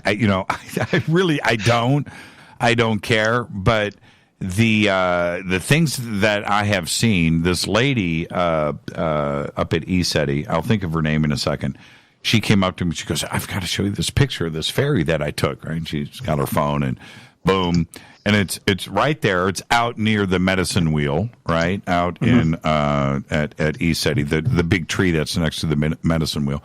Right up, right there, daylight. Right there is this blue orb with frigging Tinkerbell. That's the only way. It's Tinkerbell with wings and a face and these arms, and it's just like I don't know what to do with that. Oh, her name is Karen. Karen just said her name was Karen. Okay, there you go. Her name was Karen, and I don't know what to do with that. How can I look at somebody straight with a straight face and go, and then this lady showed me this picture of a fairy that she took on her phone, and it's Tinkerbell in a blue orb. Well, I don't know what to do with this stuff, but my own personal experiences, but I don't care anymore. And over the years, these stories have been repeated over and over again. By the way, it was D. Montgomery that suggested that we should ask for our children back from the fairies. And I can't take credit for that. But, yeah. But it could be very annoying and frustrating. And I'm sure this has happened to so many people where they put their keys down somewhere and they just turn around and go back and the keys are gone. You say, give the keys back now. I think it happened to Karen, not the Karen that took the pictures, but I think Karen, it happened to her too as well with her keys. And Karen, I could be wrong here if I'm telling the story wrong, but I think she had like a backpack in her tent where her keys were, and she checked her backpack a bunch of times, and the keys were not there. And then she left, and she went back a couple of hours later, and the keys were in the middle of her bed. Wow. Her made bed, right? Just like, so, I don't know, man. I don't know. So this is what I was told. When you go to places like Manitoulin Island, where these things happen all the time, or Iseti, what the natives told me out there is before you even step into one of these forests, you need to take candy with you. And before you step in, you put the candy on the ground. You say, this is for the little people and the fairies and the elementals. And please watch over me as I enter your realm. Don't mess with me. Don't play with me. Protect me. Here's candy. And that's what they tell you to do when you go to these places. So when I would travel up to these very sacred sites, you'll see candy on the ground and little treats that they place out for these beings because they want to be protected. Any particular kind, like Reese's Pieces or, Sugar. They really like the sugar candies. Well, all candies have sugar. I'm just wondering. But there's some that are just like 100% sugar. I don't know. It's the kind that I eat. I bet you they would like Rice Krispie treats. Those are good. Those would be good for fairies. I think it's just more of like an act of honoring. Right. And it's showing that, you're entering into their world. Because, you hear a lot of these stories where you have like loggers or people that are not respecting these sacred sites. They don't even know they're sacred. They don't even know what's there behind the veil. Mm-hmm. There could be a bunch of these elementals or goblins or trolls or whatever you want to call them in that location. And then these people are going to cut down that location and affect them. And then these people get very sick. They may have nightmares. They may have illnesses that are not explainable. Or some of them may even die by some mysterious force. Maybe because they stepped and messed with the wrong place and the wrong beings. And it's the same thing with the curses of the mummies. When someone would go into these tombs, a lot of them would just get very ill and die. And, you could discount that as superstition from, the air that they're breathing in there or some toxin. But they did do a lot of rituals where they placed these very protective spirits into those tombs to watch over these tombs, so that when these seals were broken, these spirits would spiritually attack these people. So you hear all these stories, and it kind of relates to what's being told and taught all over the world about how these spirits can have an influence and effect on us. So you said candy, pure sugar, and Lucinda goes, caramels. Absolutely right. I'm pretty sure Lucinda has some experience. Yes, she does. She's laughing right now. Caramels, that everybody loves caramels. And see, there would be, I would assume, Jason, that some candy would be more sacred than others. Twix, Kit Kats, Reese's, caramels, any sea salt caramel is, any self-respecting fairy is going to go for the sea salt caramels first, I would think. I think you're channeling some fairies right now, Jimmy. I think so. You know what? And the thing is, not too much stuff goes missing over at our house because it's full of candy. And you can tell I'm a candy connoisseur. I do. I do like my candy, and I'm feeling what you're saying here. Go into the woods. Don't go in with fruits. Don't go in with vegan materials. Go in with the real commodities. Go in with caramels and candy and put that down. And they for this is what I've heard, is that they really, really appreciate very sweet liquors. Really? Like a cherry liquor or some type of fruity liquor. It draws in helper spirits if you're asking for help to do a specific task or to be protected. What's a fruity liquor? Like a cherry liquor or, a lychee liquor. I don't know. I don't drink, so lychee liquor. Oh, that's good. That's good. But fairies are real, and this is something that I'm comfortable with now. I really don't care. I just feel that through my own personal experience, others have had their experiences. I get that, and I've seen the photographs and the drawings and the stories. I'm not basing it on that. I'm basing it purely on my own experience. Something that Peach Schnapps, David Pendleton, just posted.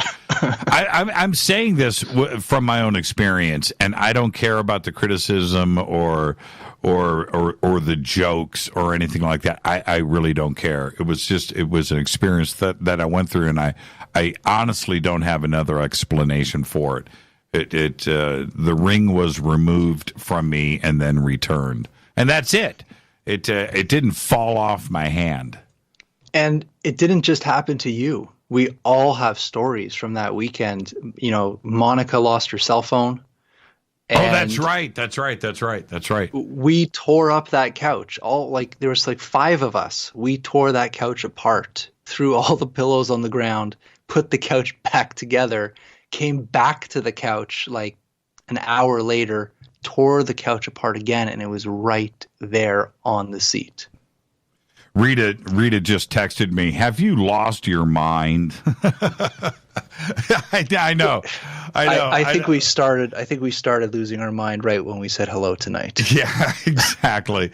Let's take our break right here, and we'll go into some overtime, and we're going to continue this because there is a certain amount of closure in disclosure with this conversation, and we're going to wrap all of this up and tie it together when we come back after this short break. Our guest tonight is Jason Quitt. Tomorrow night, I do want to remind everybody, we have the Q Army here with In the Matrix and Shady Groove. Thursday night is our 1000th show, and it's on a Fader night. We'll be right back after this short break. Stay with us.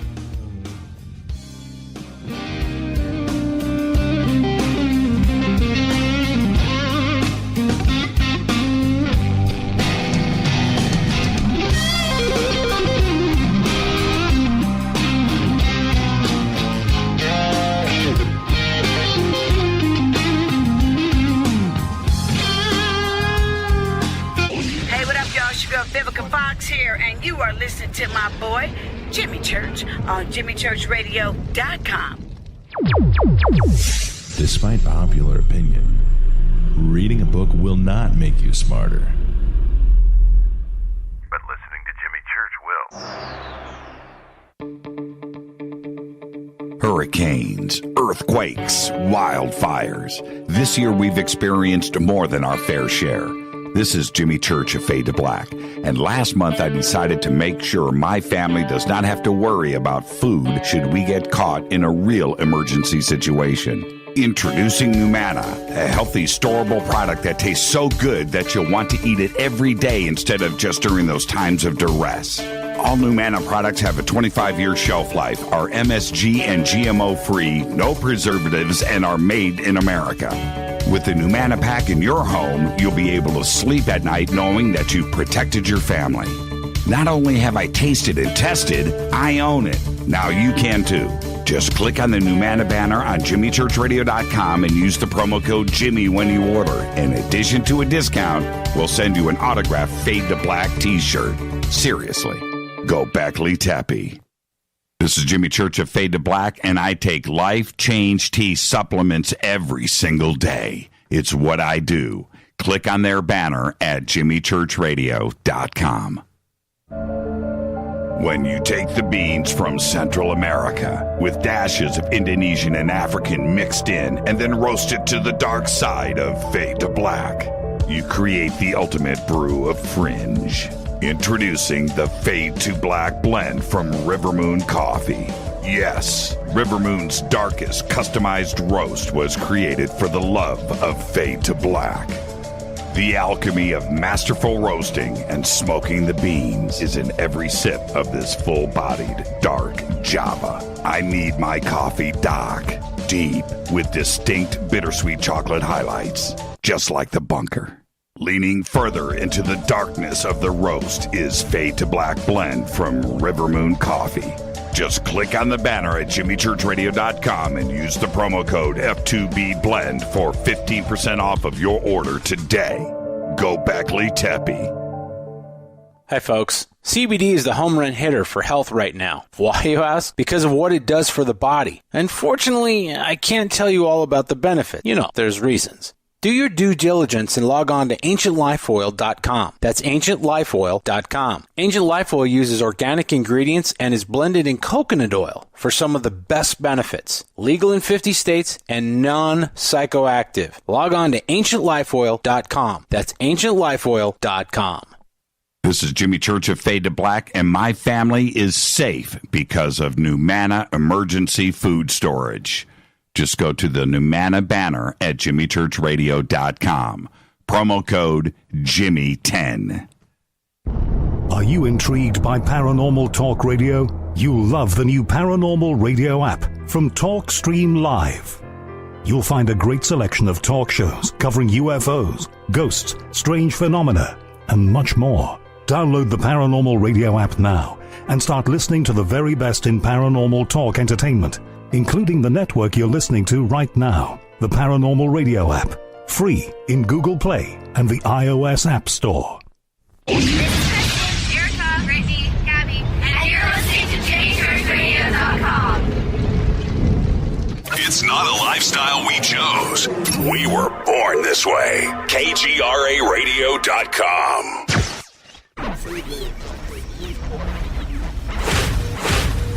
This is KJCR at JimmyChurchRadio.com.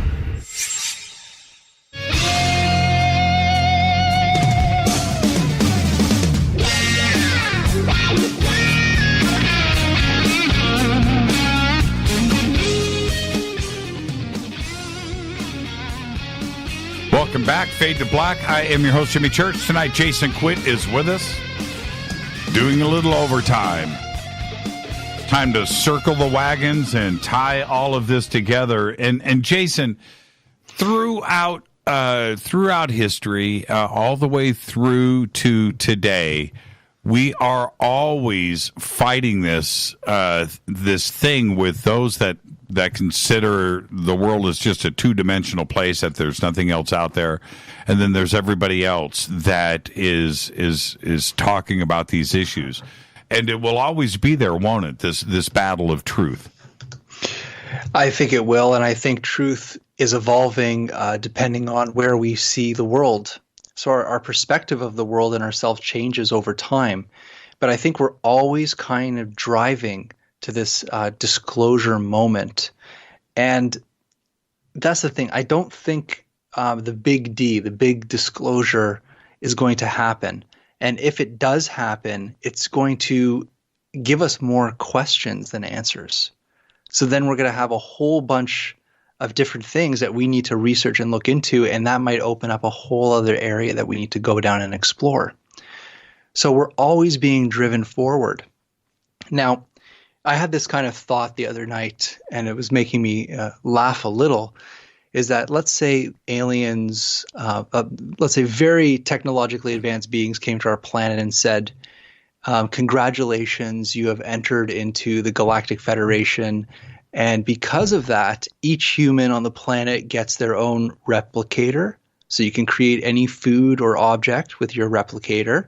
You get a med bay in your home, which basically you will live forever now. You'll never get sick, and you can modify your body to be the best you could possibly be. And on top of that, we're releasing all the gold in the world, and each person has $1 billion in their bank account, right? Mm-hmm. So let's just say that happened. At our level of spirituality, of our level of understanding ourselves in this world, in this universe, we are going to completely become stagnant beings. We're not going to progress any further because all challenges in life have just been ended. We've just received the lottery ticket, basically. And it reminds me of that movie WALL-E, for example, where that ship is out in space. Everybody walks on perfect, and then before you know it, everybody's fat and they're all on social media. They're tapped in. They're getting fed. They're not even using their limbs. You know, the robots are feeding them. Right. And they don't have intelligence because it was the ancestors that had the intelligence that built these technologies, and they built robots to maintain those technologies. And because of that, these humans have lost the ability to even understand how to fix an object or how this object works. And I think that is what would happen if we became very technologically advanced, put robots in charge, but we weren't spiritually or educated enough to maintain that level of technology. Then it would just become like magic. How do we keep the motivation there? Let's suppose E.T. shows up to our rescue and fixes the medical issues and takes care of our food. How do we stay motivated? That's the $1 million question. And I think the answer would be is we would go back to a creative society.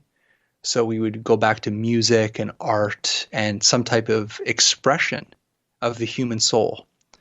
If our needs are taken care of, I think we would go back to that type of expression, which is creative. But if we're not spiritually advanced and we're just given this stuff, we would just – and then again, where is this stuff coming from? You know, where's the resources going to come from creating these devices? You know, and who's going to mine that? Who's going to build it and create it? Maybe it's the Greys. Maybe it's a whole bunch of biological robots that are now on duty to create this new world for us. But again, these are just hypothetical thoughts that, you know, what would happen if we did receive all these things, kick out our government and say, you know, you guys have been doing us wrong for so many years. We're going to put in the Galactic Federation and everybody's going to be love and light. You know, you have to look at our population. There's almost 7 billion people on this planet. Think of the people that research UFOs and consciousness. What percentage of the population is that? And then what is this percentage of the population that talks about disclosure? It's a very, very slim and small percentage of the population. In fact, a lot of the population of the planet doesn't even have a TV or a computer, doesn't have the internet. You know, they're just concerned about running water and getting food. Yeah, no, I question that all the time. When there are some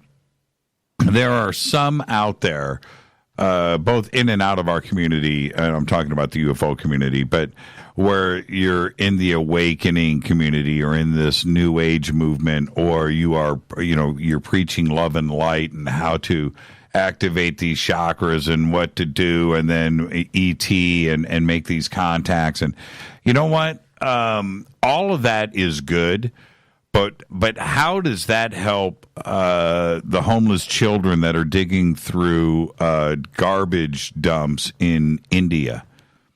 Right? Are they concerned about love and light and 7 chakras? You know, and I'm being serious here. Yeah. How do these channeled beings address them? You know, they're always addressing us, right? And I want to be a 5th dimensional being. Well, what? Okay, all right, okay. So you're addressing, but what about the other? Most of the population, right? The other 99% of the population, right? The 4 billion people on this planet that make exactly $0 per year, right? That is the problem that I've thought about for so many years. Now, I think enlightenment, I think ascension, I think disclosure is not an external thing. I think it has to do with personal growth, and it's done when the person is ready to find those truths. So we could find the truth and the disclosure and the enlightenment and the ascension right now individually, and we can choose that path individually. But for, let's say, an armada of ships to come to the planet and say, you've graduated, here you go, you're now going to be an enlightened society with all these things, think of how many religious zealots are on the planet.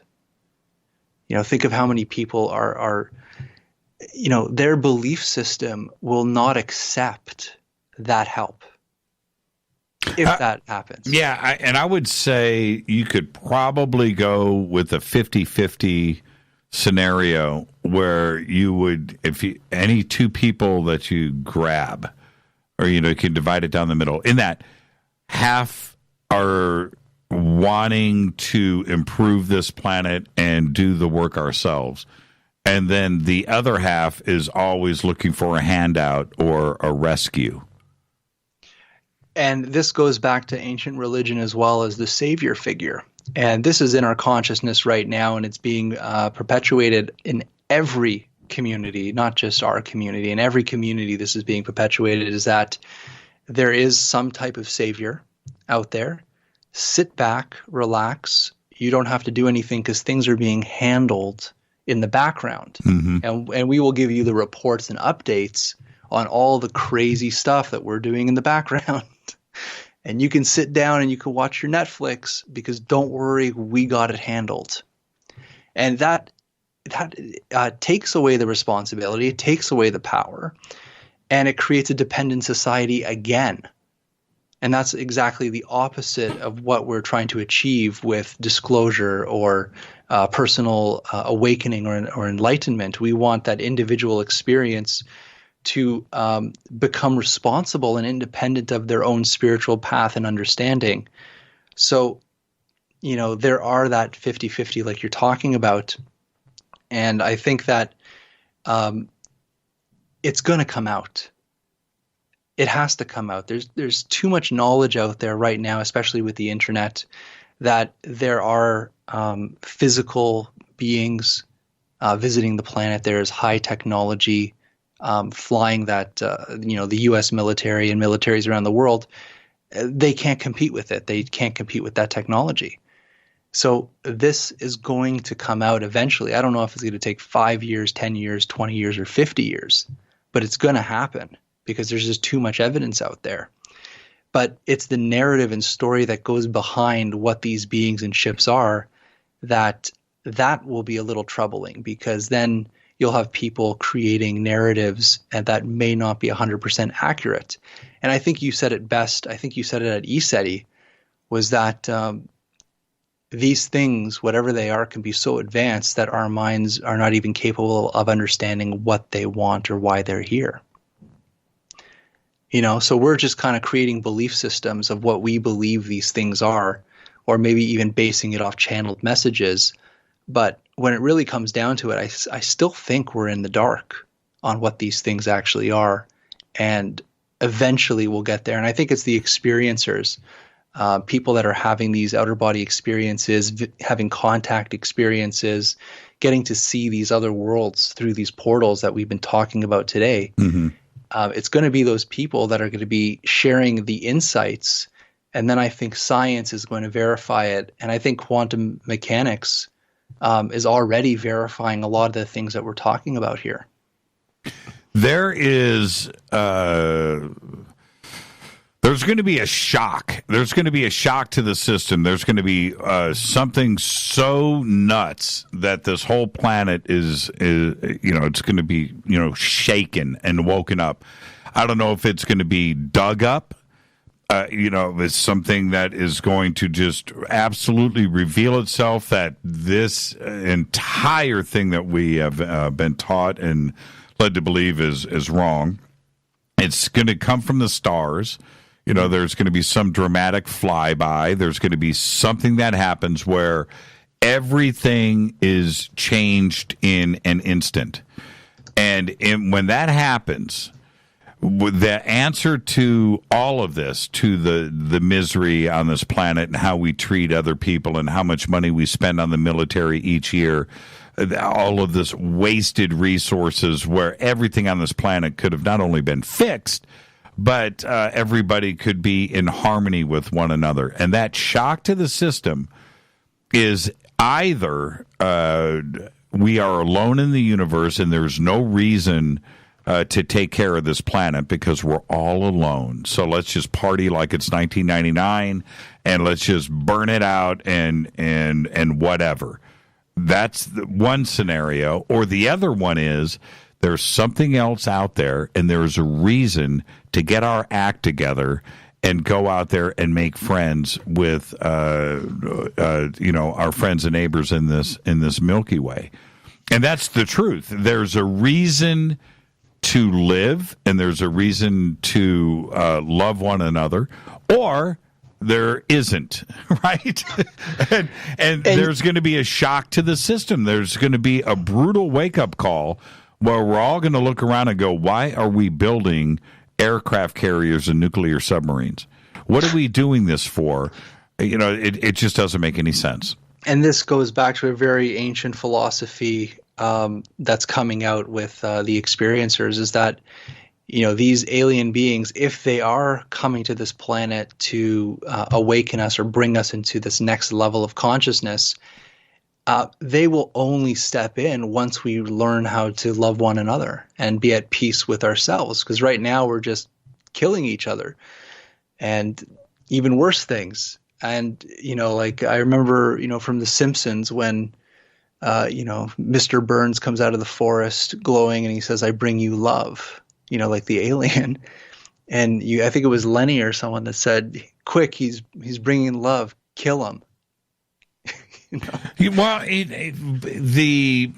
those that live, in these countries like the United States or Spain or France or Russia or Germany, whatever, or Central and South America, to Canada, for instance, and you wonder if there's the possibility out there, like the movie Silent Hill, where you go into backwards, where everything is your worst nightmare, the worst possible thing that you can think of, hell on earth. And think about what Iraq and Syria went through with ISIS. Something that was created by us, where humans are doing that to other humans. And there are families and children that were living and continue to live that nightmare. Not only with ISIS on the ground beheading and enslaving people, right, and burning people in cages. Think about flamethrowers to humans in cages in front of crowds of cheering people.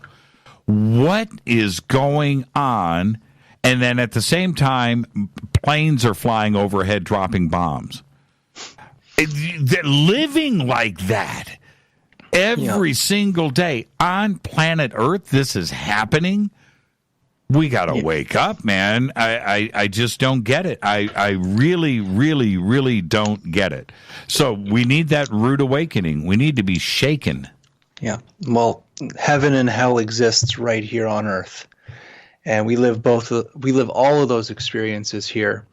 And to, put our head in the sand and just think that, everything's going to be all right, I think is the wrong thing to do. I think we need to talk about these issues. We need to know that there are negative things going on in the world and be very aware of what's happening. And, I don't want to quote Ronald Reagan, but, his speech in the UN, where it's like if some threat from outer space came to this planet, it would bring the world together. In a sense, that's correct.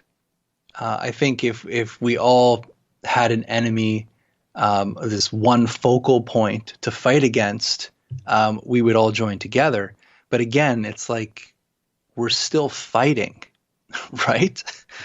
We need to kind of get out of that cycle and be more creative, because the truth is, even with the 7 billion people on this planet, we have enough resources here to make everybody happy.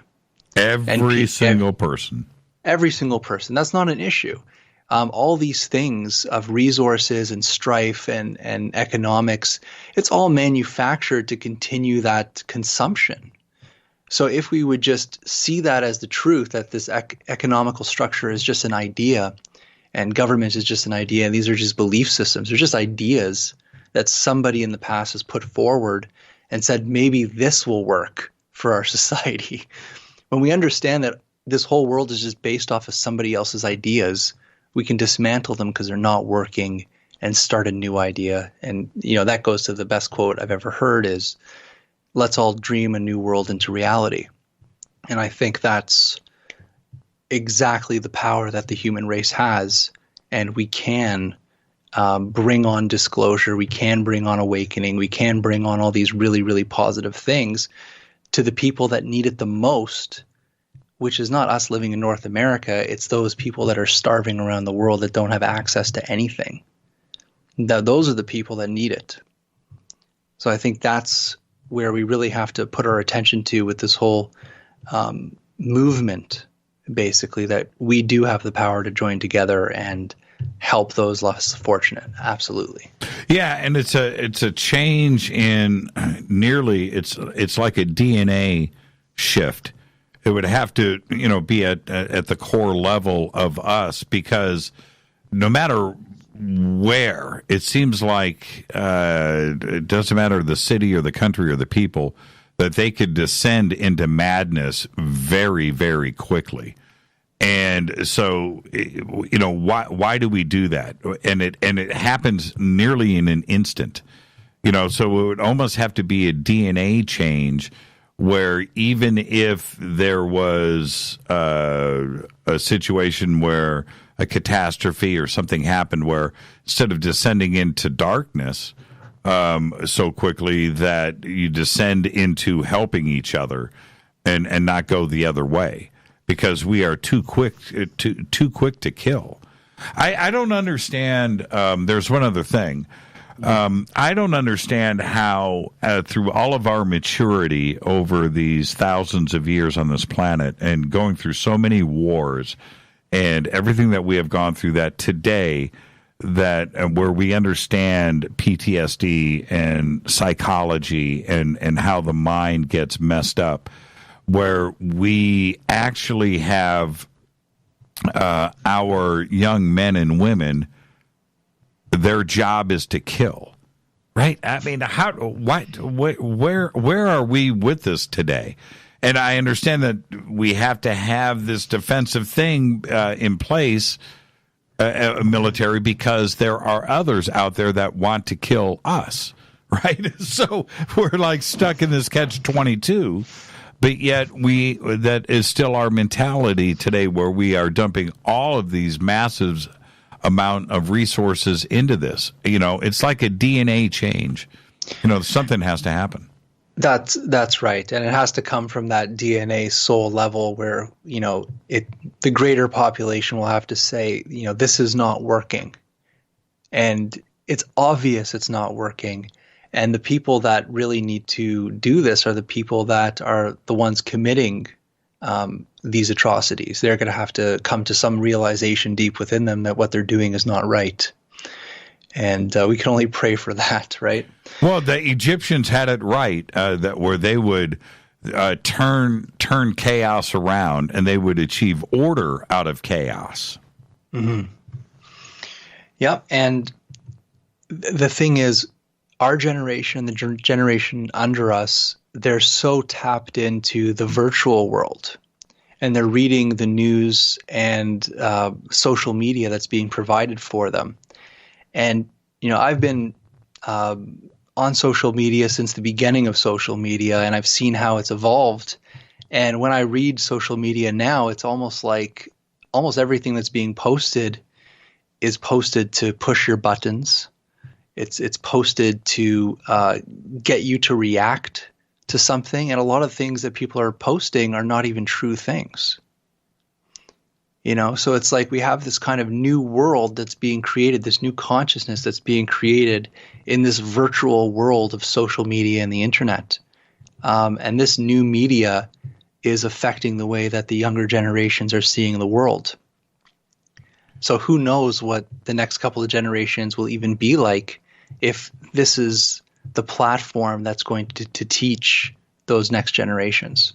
Well, we understand now that, all the students these days are issued a tablet or a laptop, and they all have a smartphone, and they understand accessing knowledge and information through those mediums is a way of life now. But we have to accept that and understand that the ability to teach in real time, we have to do it responsibly. And how do we start raising them at a very young age where they have access to all of this electronically? How to instill a sense of morality and what is right and what is wrong. And when we grew up, and I know I'm much younger than you, but we learned from experience. If we failed at something, it taught us a lesson, right? Yep.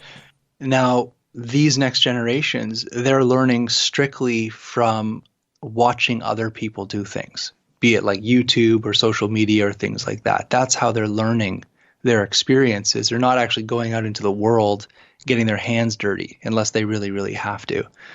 So the reason I'm even talking about this and bringing this up is that I remember we went on a walk in the forest with my cousins, and they brought their kids along, and the kids walked through the forest on their iPad. They didn't look up once. And I'm thinking, like, you look around you. This is the real world, but they were engaged. Yes.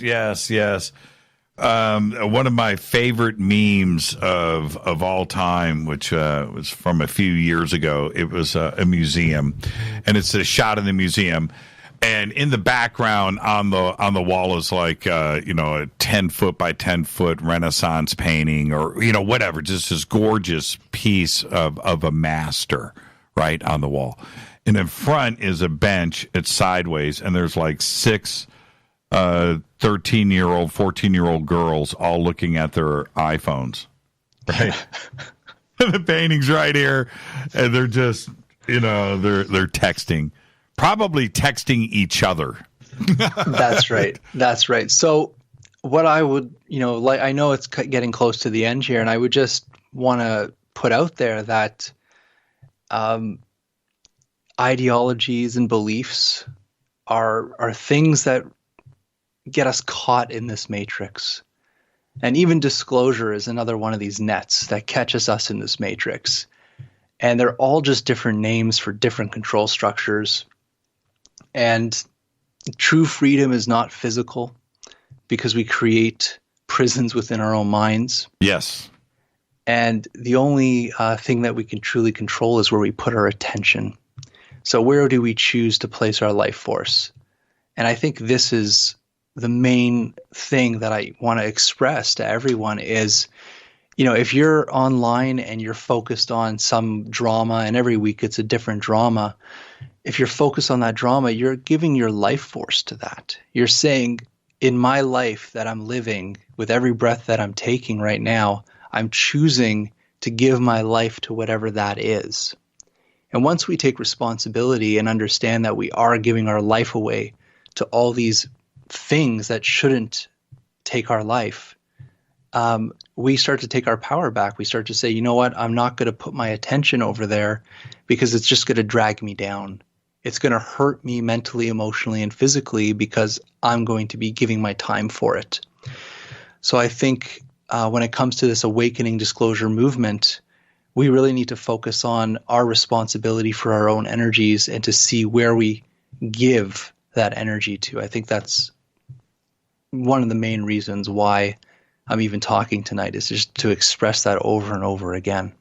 Thank you so much, Jason. Another great conversation, another great show. Thank you so much for taking the time And I look forward to seeing you out there. I don't know when our paths are going to cross again. Well, it's going to be soon, but I look forward to hanging out with you again very soon. Thank you so much, my friend. Thank you for having me. Jason Quitt, everybody, stepping in tonight for David Icke, and it just turned out to be the best conversation of the year.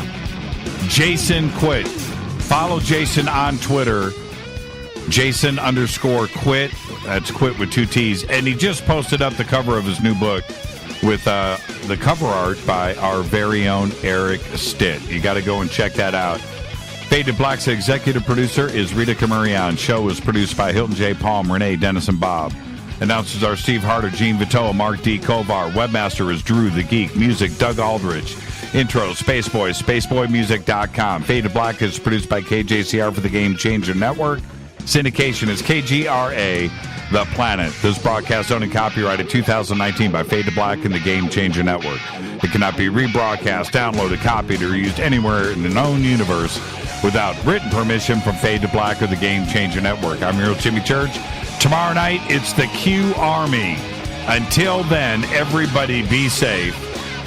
Go back, Lee Tappy.